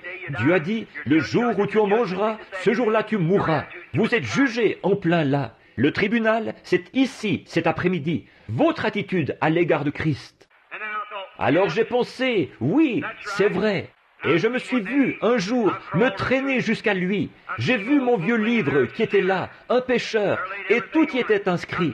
J'ai vu que c'était à cause de mes péchés. Et j'ai dit, Seigneur, veux-tu me pardonner? Il a mis sa main dans son côté, il a pris du sang, il a écrit sur le dessus, il a dit, pardonnez. Il l'a jeté dans la mer de l'oubli, pour ne plus jamais s'en souvenir. Il était parti pour toujours. Il a dit, je te pardonne, mais toi, tu la condamnes. Ça a changé ma façon de penser. J'ai dit, Seigneur, sois miséricordieux. Après être sorti de la vision, je me suis approché et je me suis assis. J'ai dit, bonjour madame. Elle a dit, oh, bonjour. Et j'ai dit, si vous voulez m'excuser, j'ai dit, je suis le révérend Branham, un ministre. Elle a dit, oh, excusez-moi. Excusez-moi, révérend Branham. J'ai dit, madame, je lui ai raconté l'histoire. J'ai dit, j'étais là-bas et je vous condamnais. Je pensais, comme c'est affreux, peut-être que vous avez des enfants. Elle a dit, j'en ai. J'ai dit, comment se fait-il que ça a mal tourné? Elle s'est mise à me raconter une histoire qui aurait déchiré n'importe quel cœur. J'ai dit, je demandais à Dieu pourquoi il ne balayait pas tout ça de la face de la terre. Ici, vous qui êtes ici avec ces deux hommes ivres, et vous êtes ivres vous-même. Et j'ai dit, un jour, ce sang retient la colère de Dieu de venir sur vous. Vous allez mourir un de ces jours. Et alors vous avez votre libre arbitre maintenant. Vous pouvez rejeter ou recevoir. J'ai dit, mais un jour votre âme ira de l'autre côté, où il n'y aura plus de miséricorde. Et si vous mourrez dans vos péchés, vous êtes déjà jugés, et vous irez en enfer. Savez-vous quoi? Cette femme s'est glissée de sa chaise, là-bas dans ce restaurant. Nous avons eu une réunion de prière comme vous n'en avez jamais entendu de votre vie. Et elle est venue à Christ. Qu'est-ce qu'il y a eu? Ne les condamnez pas. Parlez-leur de l'Évangile.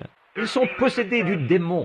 Ce sont des mortels dans cette dimension-ci. Ils reçoivent l'influence de ce côté, ici. Notre influence vient d'en haut. Voyons ce que nous pouvons faire de nos talents afin d'en gagner d'autres à Christ. Notre Père Céleste, je te remercie de ta bonté et de ta miséricorde. Je suis désolé, Seigneur. Peut-être que les gens, je les ai retenus ici tellement longtemps. Mais comme c'est la dernière de ces réunions-ci d'après-midi, je voulais leur en parler, des démons. Et j'en ai trop débité au même endroit, en une seule prédication. Mais peut-être qu'ils pourront trier ça, ici et là, et comprendre ce que j'ai voulu dire. Tu connais les intentions de mon cœur. Pourquoi j'ai apporté ça? Puissent les gens repartir d'ici cet après-midi, les hommes et les femmes se surveiller dans tous leurs faits et gestes, mais vivre heureux et libres. Puissent-ils savoir que Dieu les a sauvés, et puissent-ils regarder à lui, oublier tous les ismes et toutes les choses qui les entourent, et vivre paisiblement et sobrement, et dans la crainte de Dieu. Et puis, ô Dieu, quand tu voudras les utiliser pour quoi que ce soit, tu pourras t'adresser directement à eux, et les envoyer là où tu voudras qu'ils aillent, ou leur faire faire ce que tu voudras. Puissent les gens être humbles et trouver Christ dans leur cœur. Pardonne-nous, Seigneur, nos manquements à chacun de nous. Et nous savons que Satan rôde comme un lion rugissant partout, dévorant qui il veut sous des voiles religieux. Ô Dieu, ces pauvres petits-enfants, regarde-les partout. Ils sont vulnérables et exposés aux gens. Et je te prie, ô Dieu, d'être miséricordieux envers eux et de sauver tous les perdus, de guérir les malades. Et, ô Dieu, nous sommes conscients que ces vieux démons de la maladie qui viennent sur tes enfants, que tu as une expiation qui repose là-bas pour se charger de ça. Et tous les démons qui les inciteraient à pécher, tu as une expiation qui repose là-bas, qui va se charger de ça. Et je te prie de l'accorder au nom de Jésus. Amen.